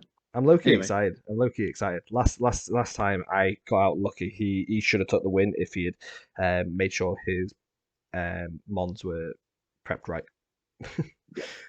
yeah. So he could definitely take the Alrighty. win off me this time. Right, so we move on to the Dark Lord Greninjas versus the Amateur Alchemies. I'm. This is going to be interesting. This match. Oh yeah. Like we've got this new Dark Lord Greninjas team, new and improved. We got a more shored up Rain core, and he's got the Celesteela. Celesteela matches up well against like Lapras. It even matches up well against Chandelure if you run the right set, Yeah. especially with this Rain mode. Yeah, I agree. And the Copperajah doesn't do anything really to the Celesteela. And here's the thing. We saw how effective Control was against amateur alchemies, right? Mm-hmm. If you're able to stall out that Lapras Gmax, you're able to disrupt the alchemy. If you're able to threaten Chandelure, yes, they have Crobat now. Leafeon and Crobat, who are very, very good at sort of like providing a counter to that and sort of like being counter disruptive and potentially more aggressive, hard hitting. But, if you if there was a team that has a lot of control, it's the Dark Lord Greninjas. They have the Intimidate Incineroar with the Grimmsnarl paired with it. So devastating, and we've seen this so many times. So good. Suicune, excellent setup Mon, who is very bulky, can set up Tailwind without the downsides of having to be a flying type. Um, uh, Celesteela is an insanely powerful Mon that can turn on the aggression, or it can kind of be bulky and sort of feign aggression while then maxing later. Mm-hmm. So there's a lot of like yeah, like I think and you know what? Like you have like brick break and stuff too on this team to deal with this the Lapras screen. So Yeah, and obviously the other team has the Raichu and the Moltres Galar as well. We still got to respect those two mons. yes, yes. Yeah. Of course, of course. So all in all, I think Dark Lords have a pretty good matchup overall. I think that once again, Incineroar, Grimmsnarl are just so good, and so diverse in what they can do, and so disruptive with what they want to do that they never really like Dark Lord Greninjas never have to max early. Mm. They can just sit there and play the game for a little while and then do it when they need to, like turn on the switch, right? Um, and Alchemies, I think, before some of the trades they made, definitely suffered against that. Now with Crobat, maybe not. So I guess we'll see. Mm-hmm.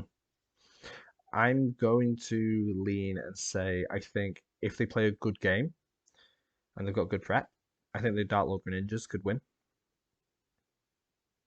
Yeah, I'm gonna go ahead and say I think Alchemies probably win this one, mainly because two things. I think the Dark Lords have a lot of been pretty busy lately, and just in real life, Yeah, that's so I true. don't have enough time to like really prep hard for this matchup like they need to. Mm-hmm. Um, But also, I do think that like we've seen that the alchemies, even on the back foot, can definitely adapt in the game and still pull out a win. Yeah. Um, and I think if they can just sort of like, I don't think the Dark Lords have enough like in-depth game knowledge quite yet to be able to really think and on their toes in the same way that they and in the way that they would need to Mm-hmm. like a very adaptation. That's true. You saw this last week when they played against Bioptic. They had Sorry.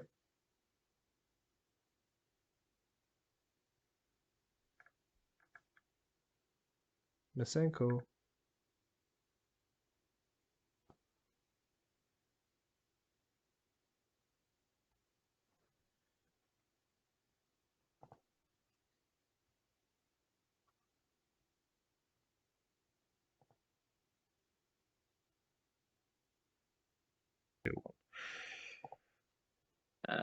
Okay, sorry, technical difficulties.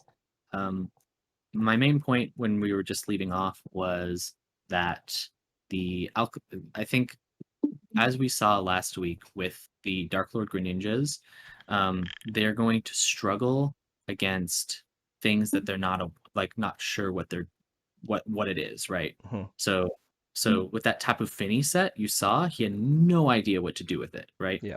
Um, so with that in mind, I think the alchemies, I think one of their biggest strengths that I've seen is their ability to adapt to situations, um, and have creative sets. Those two things are sort of like, for me, maybe a bit of a bane for the Dark Lord Greninjas. Yeah. So I think I'd have to back the alchemies in this one, just because I think that their experience as a player and their ability to sort of like take advantage of the fact that he's not as knowledgeable for the game, Yeah. will definitely put it in their favor. That's That fair. said, I do think the Dark Lords can win. I don't think this is a lopsided match by any means.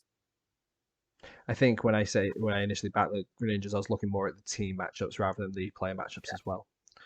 Yeah. Forgetting to include that. So yeah. No, that's fair. But we move on to the final match, which is the London Lucarios versus the South Korean Swords. And not to put them down, but I think this is where the South Korean Swords can really test how to shut down Trick Room. Oh yeah, true. Yeah. I mean, they could do that, but they could also just try to blow up Dusclops, Yeah. with a beat up strategy or I something. yeah, I was talking to Crizzle the other day about it, and there's literally, to be honest, there's two things that the South Korean Swords can do to the London Lucarios, and that's either one, destroy the Dusclops and just go from there, or taunt the Dusclops, and both strategies are pretty viable at this Yeah. point. I mean, Or the they London Lucarios, I would love to see run a little bit more of a nuanced set, but against the South Korean Swords, they kind of need to set Trick Room. Yeah. Yeah. Definitely. If there was a game for Trick Room, this would be it. Yeah. Yeah. So However, I mean, honestly, he could. Now, this is one of the matches where the Sneasel would need to be, in my opinion, the Sneasel needs to be, if he's going to do speed up, he has to have the Sneasel with safety goggles. mhm. Because the Sneasel could be running taunt, so he could taunt the Dusclops, or it can just speed up without having to worry about redirection from the Tangrowth, because that is probably the best way they have to deal with the South Korean Swords to ensure Trick Room goes up is through redirection and thingy. So yeah, I think he can get Trick Room up because of if he wants to, he can just run Mental Herb Dusclops. Yes, it doesn't live the hits, but it's not going to live a +4 hit anyway. And well, it could do it. It is a Dusclops. And the redirection, he can only either he stops the Sneasel from beating up, Mhm. or it beats up because it's safety goggles, and then the tracking hits the Tangrowth and he sets Trick Room. Yeah. Or he has Mental Herb on the Dusclops, the Sneasel taunts it, and still Rage Powders with the Tangrowth, and the Terrakion hits the Tangrowth, but the Dusclops is Mental Herb, and who cares? Trick Yeah. Room's up. So I know this is revealing a strategy, but honestly, I feel like that is the best way that they've got to set the Trick Room. Well, here's the thing. Pretty sure. Well, maybe he doesn't. I was sure that Sceptile had something for Trick Room, and being Sceptile, he can just ignore redirection from the Mhm. Tangrowth. But looking through here, I thought it had Taunt maybe, but I guess it did not. I mean, maybe. I don't think. I don't. Yeah, a weakness policy Sceptile doesn't do enough damage to a Dusclops. Especially if you don't know if it's Eviolite or not.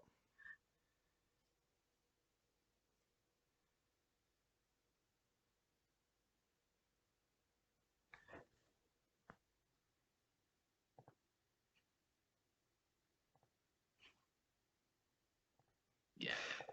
Hello, we are back again. Another cut from Discord. Thanks, Discord.